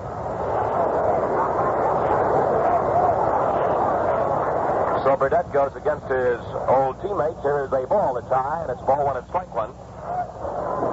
Hank Fowler leads off for the Yankees here in the 6th inning. These teams are equal so far in power display, as the Braves have hit 5 home runs, the Yankees have hit 5. Ball 1 and strike 1 the count on Hank Fowler. Burdette has his sign, the outfield playing deep towards left. Fowler swings a high chopper to the third baseman, Eddie Matthews. Here's his throw, and he is out. Hank Fowler is thrown out by Eddie Matthews, who has a very strong arm over there at third base. In the 4th inning, he turned in a sparkling double play on a high bouncer off the bat of the first baseman, Harry Simpson. 1 out. Batter center fielder Tony Kubek. Tony sacrificed Fowler to second base in the 1st inning, and was safe on the fielder's choice, but retired the side in the 3rd when his ground ball handled by Johnny Logan. Johnny moved over, tagged second base for the force on Fowler. Kubek, a left-handed batter, very pronounced close stance, and he takes the ball that's low. All 1 and no strikes to count on Tony Kubek. 1 out. Nobody on base for the Yankees, and there is no score. 6th inning. Yankees lost their great star today, Mickey Mantle, who is sidelined with an injured shoulder. Here's the 1-0 pitch, and a strike is called. It's on the outside corner across the letters. All 1 and strike 1. The Braves also lost one of their shining stars when Red Schoendienst was forced to the sidelines with a bad leg. Red started today's ball game. Mickey Mantle did not.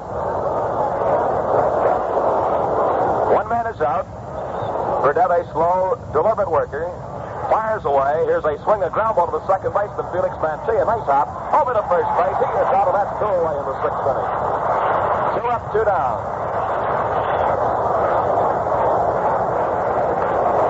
And it brings up the Yankee shortstop, Gil McDougald, who has lined the tap going right. And he was robbed of a home run in the 4th inning on that great catch by Wes Covington against the left field fence.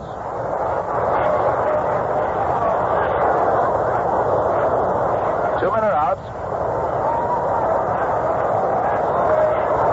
And the Braves outfield is playing McDougald around towards left. Right-handed batter who takes a strike. Gil, so far in the series, has had 3 base hits in 15 times at bat. No extra base hits and 2 RBIs.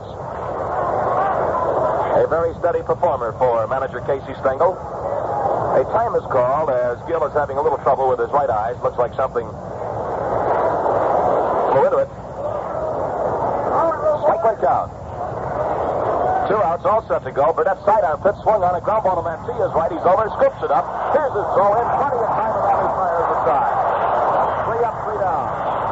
Nothing across in the 6th inning. The score at the end of 5 1/2 is New York nothing and Milwaukee nothing. One of the home run sluggers so far in the series has been the guy who led the major leagues in home runs this year, the Braves center fielder, Henry Aaron. Off-season, though, Henry's a recreation leader in his hometown of Mobile. He works with the youngsters, gives them pointers on baseball, and things like personal care. Hank's a Gillette man, of course. He urges the boys to keep clean shave. Hank says a Gillette shave looks good and feels good. And you can paste that in your hat. Fast, really comfortable shaves. Call for a razor that's matched to your particular combination of skin and beard. So get hep to the Gillette Super Speed, light, regular, or heavy.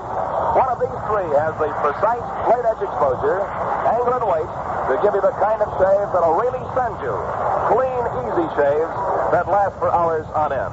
Choose your Gillette Super Speed Razor today. With it, you get a dispenser of Gillette Blue Blades, handy travel case, and signals. The secret language of baseball, all for the regular price of the razor set alone, $1.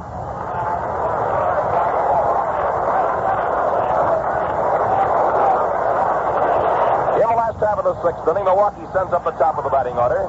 Felix Mantilla, Johnny Logan, and Eddie Matthews. The sun dropping behind the first base grandstand now has extended the shadows out between home plate and the pitcher's mound. Here's a swing and ground ball to the shortstop's left. McDougal has this ball, throws to first base, and Mantilla's out. Felix going after the first pitch is tossed out by shortstop Gil McDougal. Now when that pitcher delivers, the baseball will be coming out of sunshine into the shadows, which are halfway now between the plate of the mound, which makes it tough for these hitters. One man is out, nobody on base.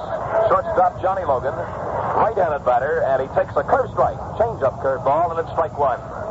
Logan has popped to second base, and he is flied to Tony Kubek in left center field.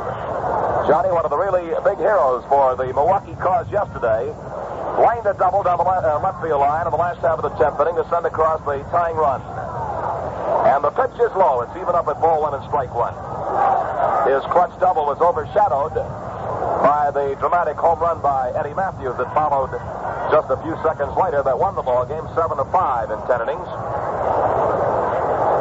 But there was quite a picture on one of the Milwaukee newspapers this morning which showed Fred Haney with his arm around Logan, while the team had Eddie Matthews and almost carried Ed off the playing field. Here is the 1-1 pitch. A swing and a drive back in the left field. Going back is Slaughter. He has the room out there, and he makes the catch. It's 2 away. Logan flies out to Enos Slaughter in left field. As Logan got good one on that ball, it brings up third baseman Eddie Matthews, who has walked and has been called out on strikes. His walk in the first inning marked the 7th time in the series that Eddie has gotten a free pass to first base.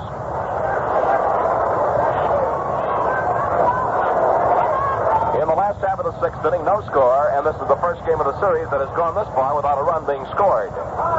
Matthews, the left-handed batter, takes high. Ball one, no strikes.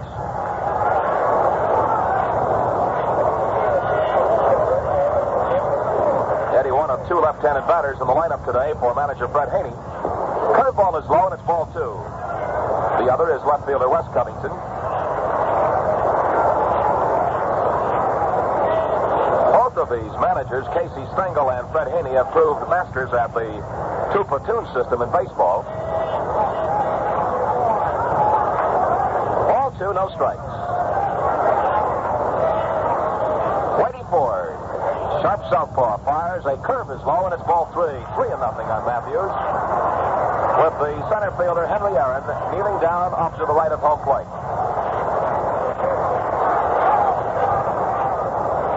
Ball 3, no strikes. 2 outs, nobody on base. A scoreless pitcher's duel in the last half of the 6th inning. Here is a spike on the inside corner above the knees. Matthews had backed away from the plate at the last second, hoping to throw off Whitey Ford. But Whitey's been around this game a long time. Kicks up his right leg and delivers, and a strike 2 is on the outside corner of the knees, and it's a full count. Ball 3, strike 2 on Eddie Matthews, who when he first joined the Milwaukee Ball Club was known as the Santa Barbara Bomber. A swing and a high ground ball hit to the second baseman. Jerry Coleman waiting, makes the quick throw, and it's straight to first base. Eddie Matthews with a burst of speed beats the throw from Jerry Coleman.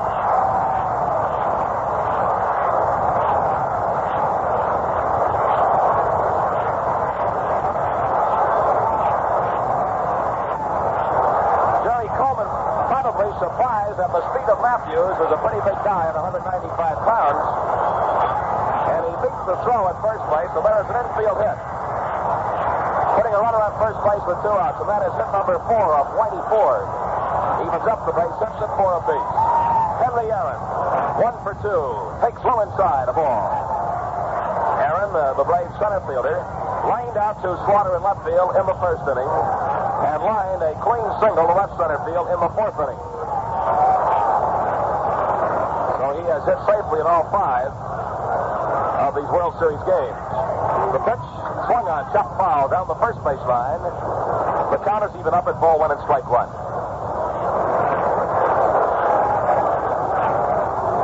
Ball 1, strike 1.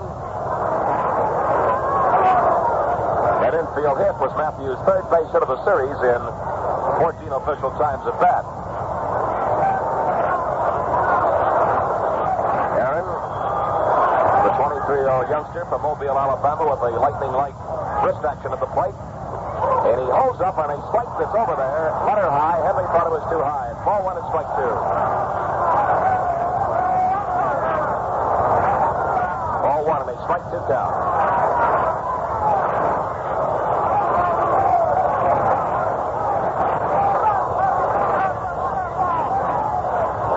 Time is called by Yogi Berra. Yogi's going out to talk to Whitey Ford.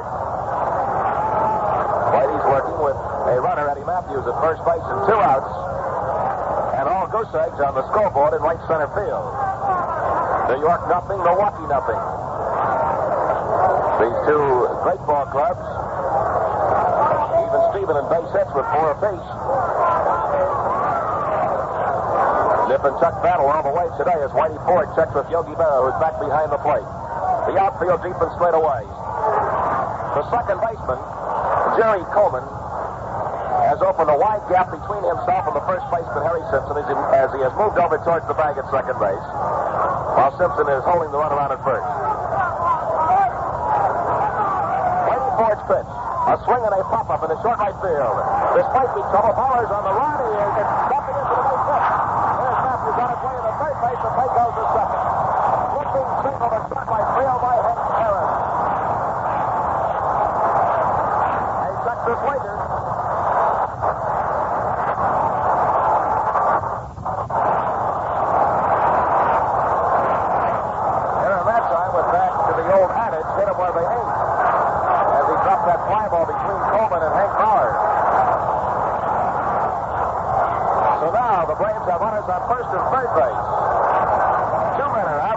First baseman Joe Adcock, who has been thrown out by Lumpy at third, and he is grounded into a double play. Outfield deep to the left. Whitey Ford's pitch, curve swung on, slashed foul into the upper deck of the first base side. Strike 1.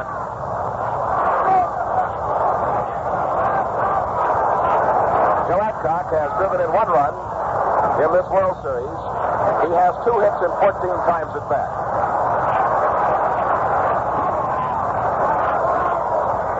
Strong boy from Coushatta, Louisiana. Here's Ford's pitch. A swing and a drive to right. Single base center to left scoring. Aaron on his second base. He is trying to hold up as the fake comes into the second baseman.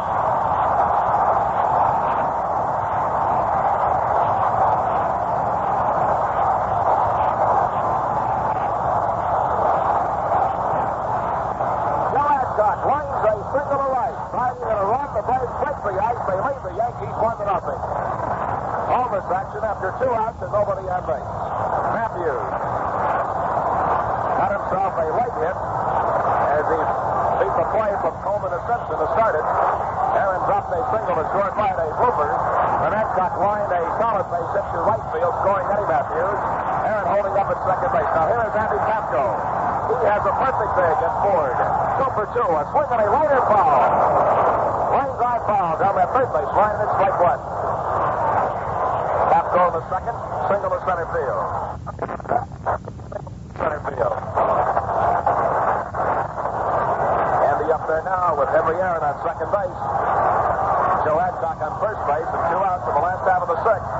The pitch is swung on and ground ball hit to the shortstop. Joe McDougal has it. Throws to second base. A force play and that retires the side. In the last half of the 6th, 1 run on 3 hits. No errors and 2 men left on base. At the end of 6 innings, the score is Milwaukee 1 and the Yankees nothing. This is Westbrook Van Voris with news from Papermate of a significant advance in the science of writing. In my years of news reporting, I've had many a pen stop writing just when I needed it the most. You've probably had the same trouble.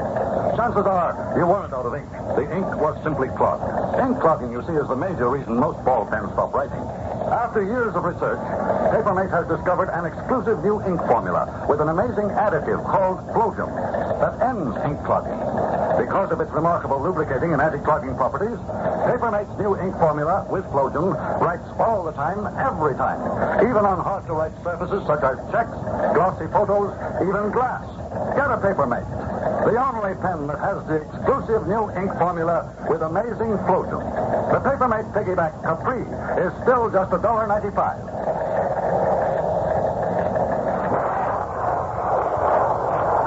Top half of the seventh inning, Yankee fans here at Milwaukee County Stadium are taking that seventh inning stretch. It'll be Yogi Berra, Enos Slaughter, and Harry Simpson, the first three men to face the right-hander, Lew Burdette. And as we glance out towards the bullpen, located 394 feet from home plate in right center field, a big right-hander, Don Larson, begins cranking up for manager Casey Stengel. Berra, a left-handed batter, has been thrown out for the shortstop, Johnny Logan. And then he was saved on an error by the first baseman, Joe Adcock, in the fourth. So here is Yogi leading off. A left-handed batter, and for that first pitch is over the 2-low. That's the ball. Yogi today is playing in his 52nd World Series ball game. Ball 1 and no strikes. Milwaukee's outfield is playing the Yankee catcher around towards right field. Burdette starts into the windup and delivers, and a ball is low outside. It's 2-0. Ball 2, no strikes. 41-year-old veteran who has given Burdette nothing but trouble today. Slaughter is on deck. Yogi Berra is out in front. Now let's see how Casey plays this. It's ball 2, no strikes. Will he have him hitting? And he takes a strike.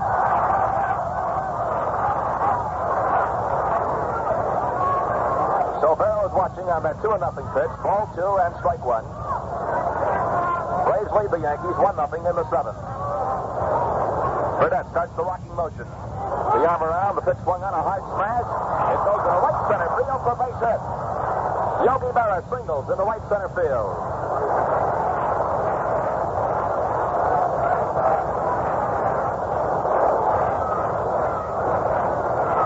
Get some action now in the Milwaukee bullpen as a left-hander.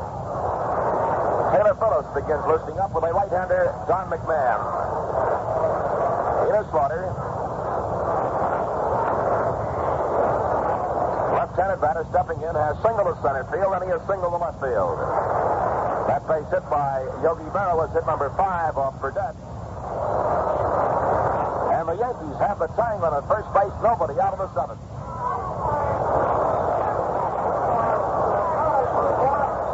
Burdette reaches down for the rosin sack. Throws it down. Calls it in with his spike shoes as he gets his sign from Crandall.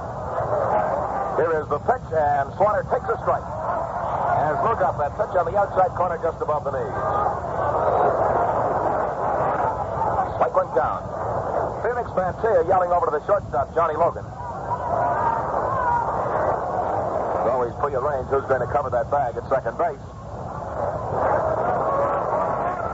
All depending, of course, on the hitter. Berra leads off first base. Nobody out. The pitch is going to bunt one. It's a foul ball. That's behind the plate, then out in front of the plate with Crandall scrambling for it. Bernie Savage, manager of the Cincinnati Redlegs, and a sharp catcher himself during his playing career, has always admired Crandall's quick speed at getting out in front of the plate in a bunt. Strike 2 count on Enos Slaughter. Nobody is out. A Yankee runner, Yogi Berra, at first base, as the Yankees trail 1-0.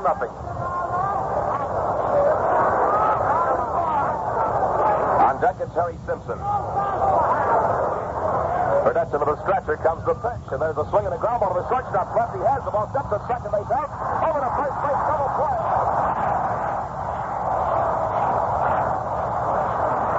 And that is Milwaukee's third double play today, and it's 6th in the last 2 ball games. This one going Logan to Joe Adcock.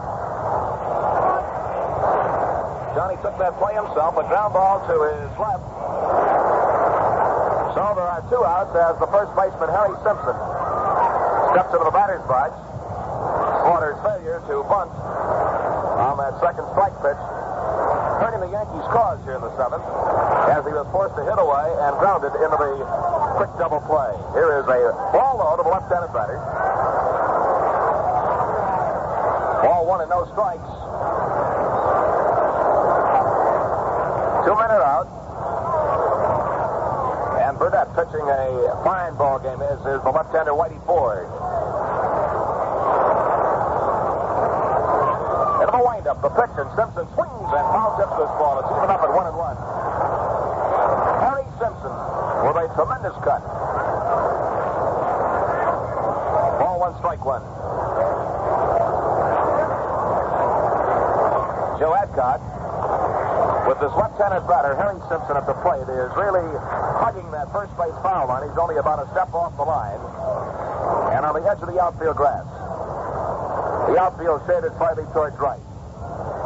Mantilla actually is playing Simpson around towards his right, over towards the bag at second base.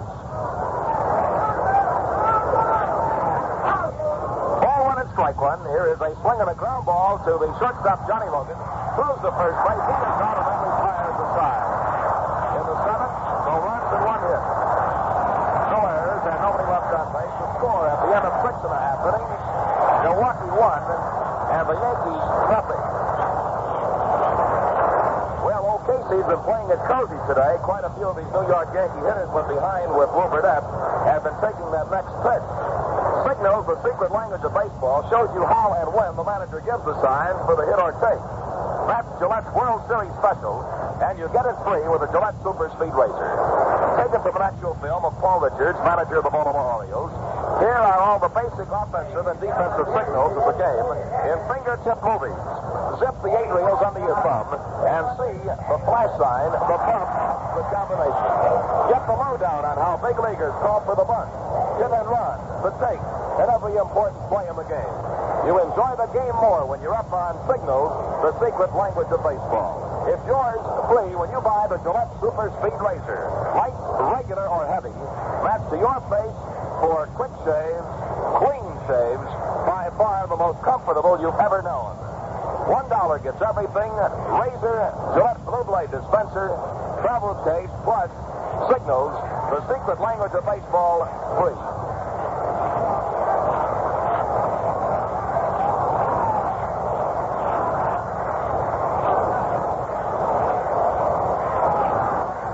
Half of the 7th inning, Wes Covington leads off for Milwaukee. The Braves left fielder has no hits and 1 trip. He has sacrificed and fouled out to the shortstop. A swing and a miss on Whitey Ford's curveball. Here is today's paid attendance: 45,811. 0-1 pitch. A curve is high inside the strong left-handed batter, and it's ball 1 and strike 1. So we have 7 more people out here today than we had for Saturday and Sunday's games, when the attendance was identical, 45,804. The 1-1 pitch.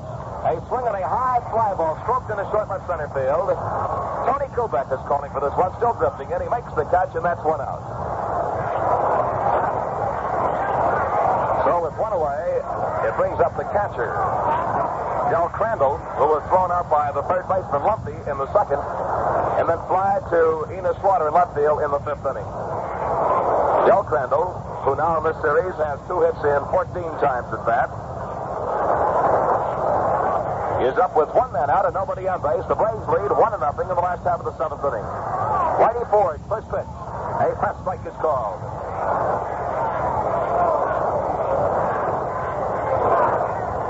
Strike 1 count.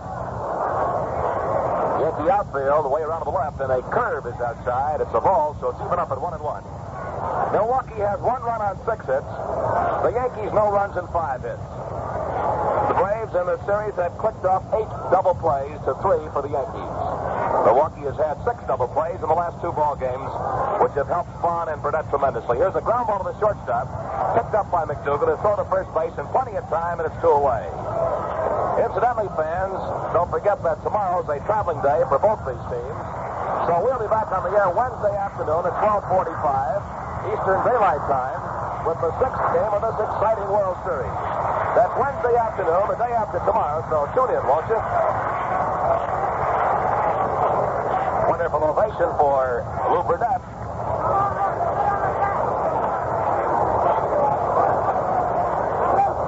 Lew, a right-handed batter with 2 outs, nobody on base, cuts over a curveball, and it's strike 1. Burdette was thrown out by McDougal in the 3rd, and he flied out to Kubek in center field in the 5th.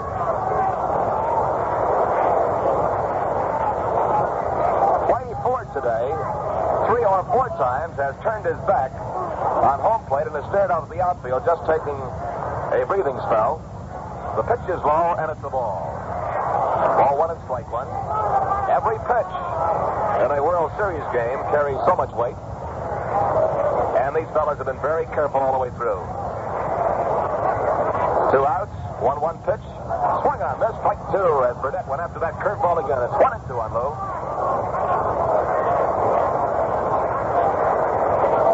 Ball 1 and strike 2. Here is the pitch. And a strike 3 is called out to retire the side.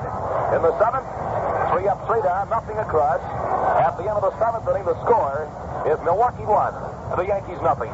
So there's plenty of action now in the bullpens in right center field as we go to the top of the 8th inning with the tail end of the Yankee batting order coming up. Jerry Lumpy, Jerry Coleman, and possibly a pinch batter for the pitcher Whitey Ford, as Case has those 2 right-handers loosening up in the bullpen. Frank Torrey is at first base, replacing Joe Adcock here in the 8th. A left-handed batter, a swing, a ground ball right back to Burdette. Here's his throw to first base. Jerry Lumpy is out, and that's 1 away.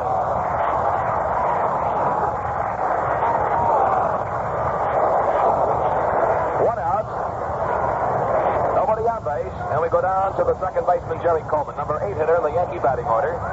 Coleman has been thrown out twice by the second baseman, Felix Mantilla. Milwaukee's outfield shadows Coleman around towards left.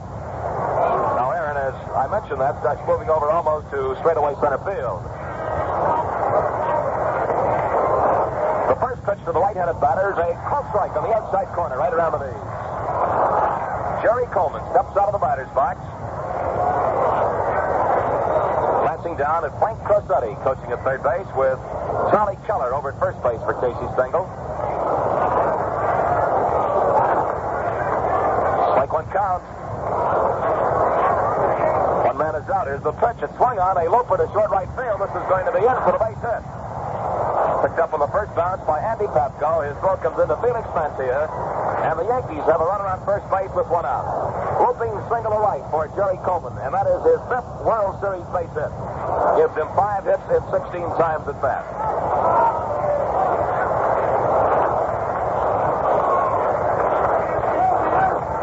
Whitey Ford is walking up towards home plate. So Casey's going with his pitcher, Whitey Ford.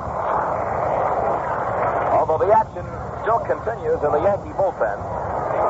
Now a time is called by Frank Crosetti as he looks over towards the bench, and Stengel is up and pacing up and down, and he is going to go to a pinch batter, I believe.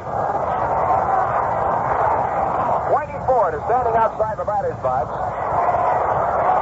Looked like Elston Howard had gotten up off the bench and was talking with Casey as much of the bench as we can see. Mickey Mantle has now come out of the dugout. Mickey Mantle is going in as a runner.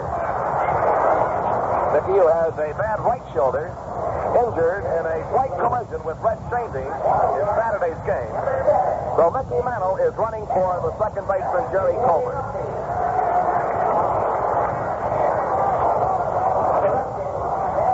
And Elston Howard is going to bat for the pitcher, Whitey Ford. Elston Howard.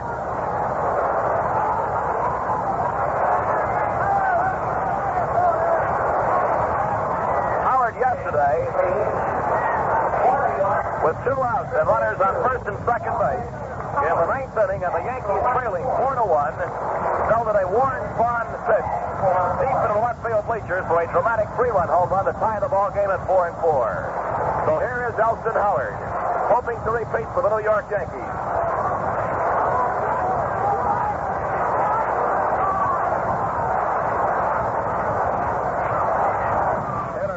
A left-hander, and Bob Buell, a right-hander, working into the bullpen. Here is the pitch to Howard. He takes the strike. Elston Howard. It'll be either Ditmar or Turley for Casey in the last half of the 8th inning. Mickey Mantle on first base with 1 out at the top of the 8th inning. Milwaukee leads 1-0 in a tense, brilliantly pitched ball game out here this afternoon. Base hits are now even up at 6 apiece. Right-handed batter, Elston Howard. Swings and fouls this pitch high into the stands on the first base side, and it's strike 2.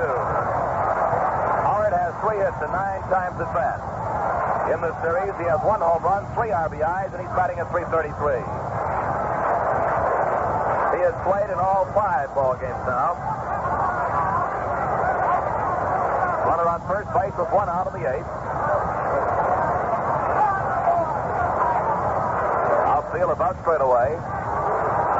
Burdette has his time from Crandall. Strike 2 pitch. Quick swing.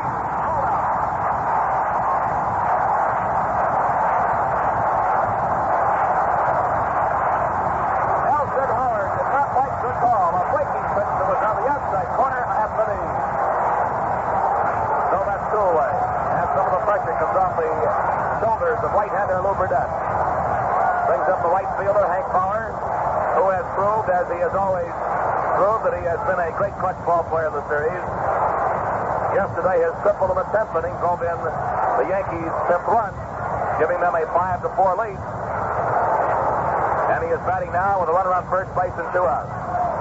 Hank Bauer, 2 hits off Lew Burdette and 3 times at bat. Runner going, a swing on this, strike to second base, Bruce, he's out.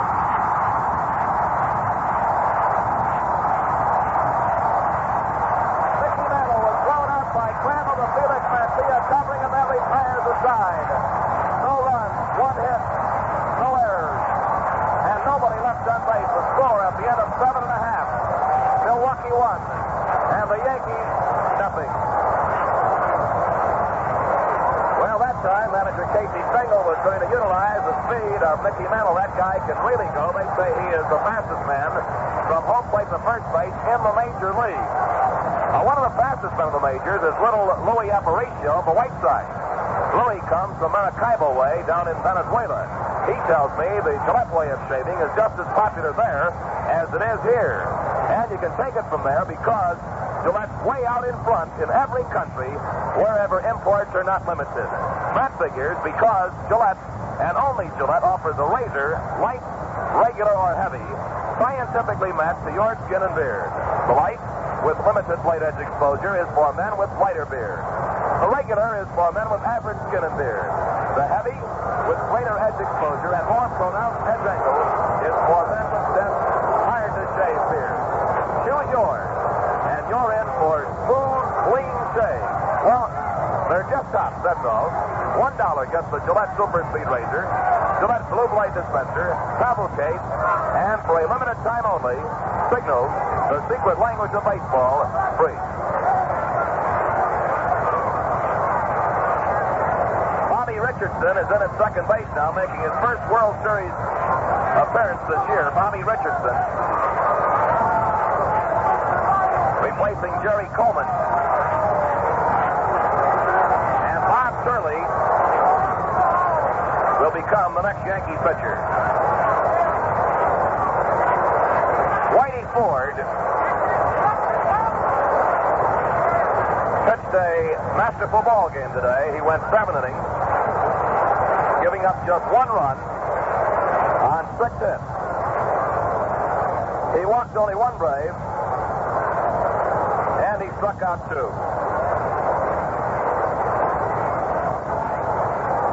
So now we look down and see the big right-hander Bob Turley, who is making his second appearance.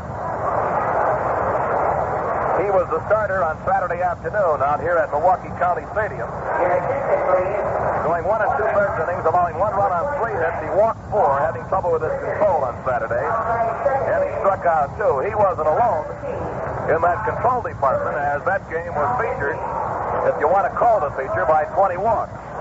11 by the Braves pitchers and 9 by the Yankee hurlers. Bobby Richardson is in at second base.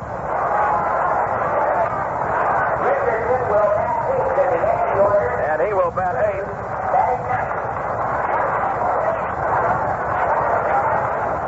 A check of the figures show that I was wrong, that Richardson has appeared in this 1957 series, going in as a pinch runner in one of the earlier ball games.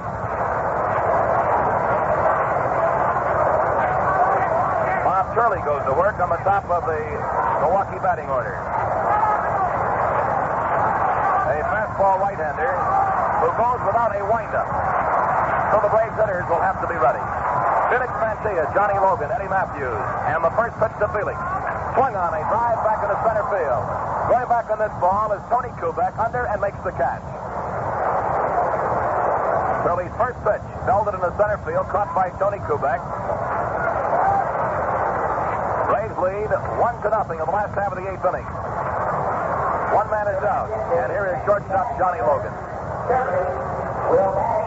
They have changed the batting order now, that Turley is going to bat eighth, and Richardson ninth. Casey Singh will have any option on that. Here is a curve low to shortstop Johnny Logan. Ball one and no strikes. Johnny has popped to second base. He has flied to left center field to Kubek, and he has flied to Slaughter in left. 0 for 3 for the Braves shortstop. The pitch to Logan, and a swing on this on a curveball. It's even up at ball one and strike one. Bob Turley, who was born in Troy, Illinois, now lives in San Antonio, Texas. He's 6 feet 2 and 215 pounds at 27 years old. Bobby Richardson is from South Carolina. From Sumter, South Carolina. Only 22-year-old. A rookie this year. He's 5'9", 164 pounds. And he covers a lot of ground out there at second base. The pitch to Logan. Johnny swings and fouls it off into the crowd behind the plate, and it's now ball one and strike two.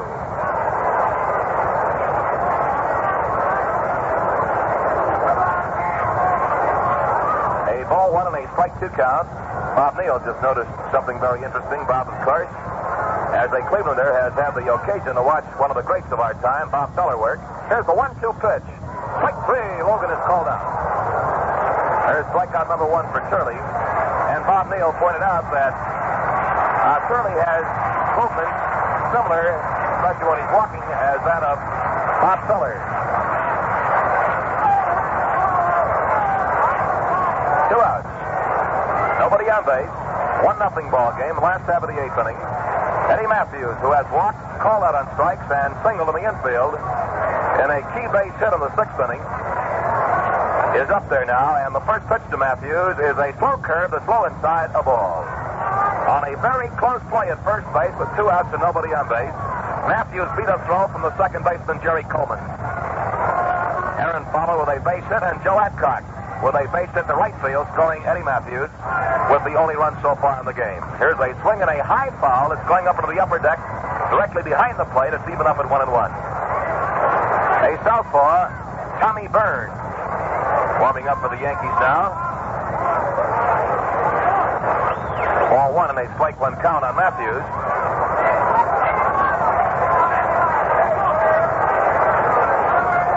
Bob Buell is still loosening up for the Braves in the bullpen in right center field. Henry Aaron on deck, 2 outs, nobody on base. Last half of the eighth. Turley's pitch, fastball is outside, ball two. He's got a blazer. Missed the outside corner. Ball two and strike one.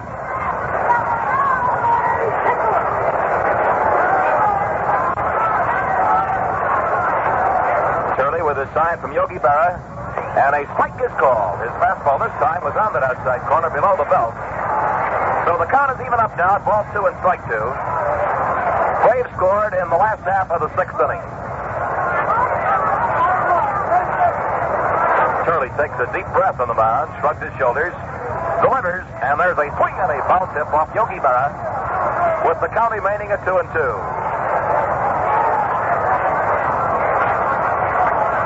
A reminder, fans, there'll be no World Series broadcast tomorrow. Our next broadcast emanates from Yankee Stadium on Wednesday afternoon at 12:45 Eastern Daylight Time. Tomorrow is a travel day for these two teams. Ball 2, strike 2. 2 outs, the pitch. Strike 3, he's pulled out to retire the side. 3 up and 3 down, nothing across, and the score at the end of 8 innings, Milwaukee 1 and the Yankees nothing. Look sharp, feel sharp, be sharp and listen, mister. How you play, that way. How you think for play, you better check. Please make sure you have enough of a worn out play. Make saving mighty tough. How you think for play, better look. You let the play kind Do you want? Do you really want a decent shave? Do you really want a decent shave? Then shave with the blade and the razor like a In the top half of the 9th inning, the 30-year-old right-hander, Lew Burdette, who was born in Nitro, West Virginia, must face the top of the Yankee batting order. Hank Bauer, Tony Kubek, and Gil McDougall. He is protecting a 1-run lead as they go to the 9th. 1-0. The Braves lead the Yankees in this 5th game of the World Series. The series standing even at 2 victories apiece. Hank Bauer has 2 of the 6 hits off Lew Burdette. He singled the left in the 1st, 2 deep short in the 3rd, and he was thrown out by Matthews in the 6th. Bauer, a right-handed batter, steps in now as Burdette starts fidgeting. Outfield playing Bauer around towards left field. Here is the pitch. And Hank takes high a ball. Ball 1 and no strikes. Ball 1, no strike count. Bauer has 1 home run so far in the series, and that was hit off this right-hander at Yankee Stadium in the 2nd game of the series. Ball 1 and no strikes. Logan deep at short. Matthews about even with the bag at third base. Here's a swing and a ground foul over the third base coach's head.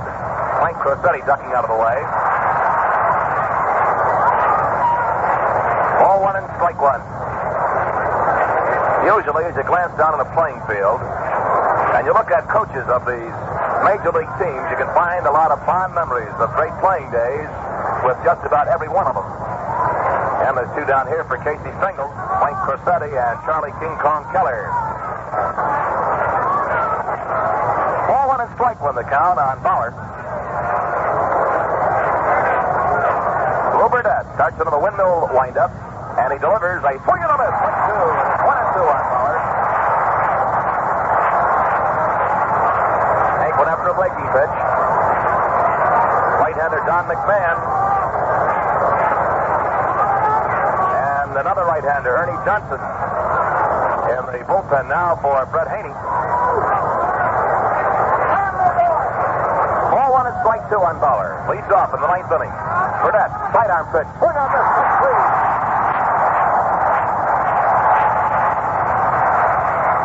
One away. Sidearm curveball, and Bauer chased it. That's strikeout. Is number 4 for Burdette. Brings up the center fielder, Tony Kubek, who sacrificed in the 1st. Safe on a fielder's choice in the 3rd and was thrown out for the second baseman in the 6th. Kubek 0 for 2 officially today. 1 man is out, nobody on base in the 9th inning. Braves lead 1-0. The pitch is a strike on the inside corner knee high. Burdette with a wide assortment of stuff. Again, has had great control. He has put that pitch where he's wanted it. Keeping that breaking stuff down around these Yankee hitters' knees. Strike 1 count on Tony Kubek, one of the batting stars of the series. And Tony swings and fouls up this ball, bouncing high in the air off the catcher, Del Crandall. Del picks it up and hands it to umpire Joe Paparella of the American League.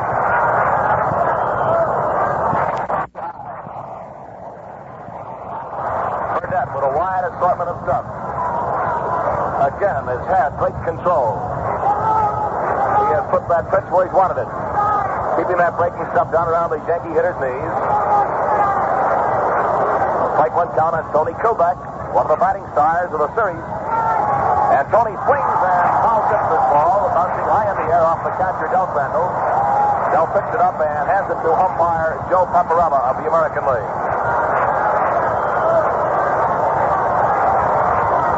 So Burdette is out in front of Tony Kubek with a strike 2 count. One man is out. Ninth inning at Milwaukee County Stadium. The Braves 1, the Yankees nothing. These fans are buzzing here at the stadium now. 45,811. Burdette's into the windup. And the 0-2 pitch. A swing and a miss. It's struck him out.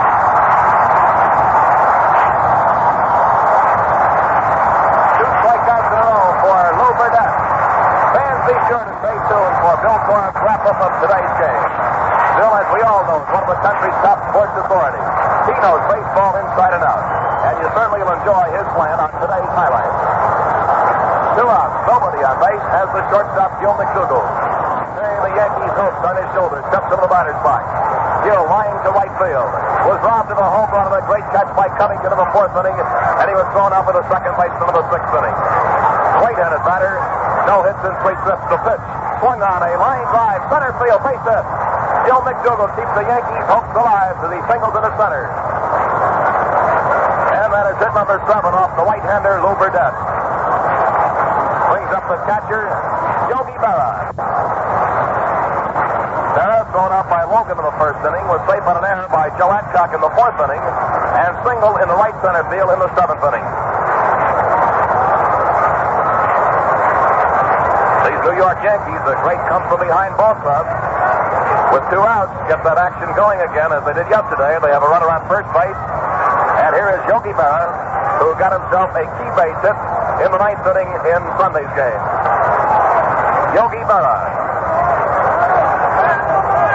He's little, but he is solidly built, and he's strong. McDougall on first base, 2 outs, 9th inning. Outfield deep to the right. Burdette's pitch, swung on, a pop-up in the infield. Eddie Matthews coming down, calling for it. He makes the catch, and the Braves lead in the series. The Braves lead in the series, 3 victories to 2 as in the 9th inning. The Yankees come up with no runs. 1 hit. There were no errors. 1 man was left on base. A brilliantly pitched game by the right-hander, Lew Burdette. The final score, the Braves, 1 run, 6 hits, 1 error. The New York Yankees, no runs, 7 hits, and no error.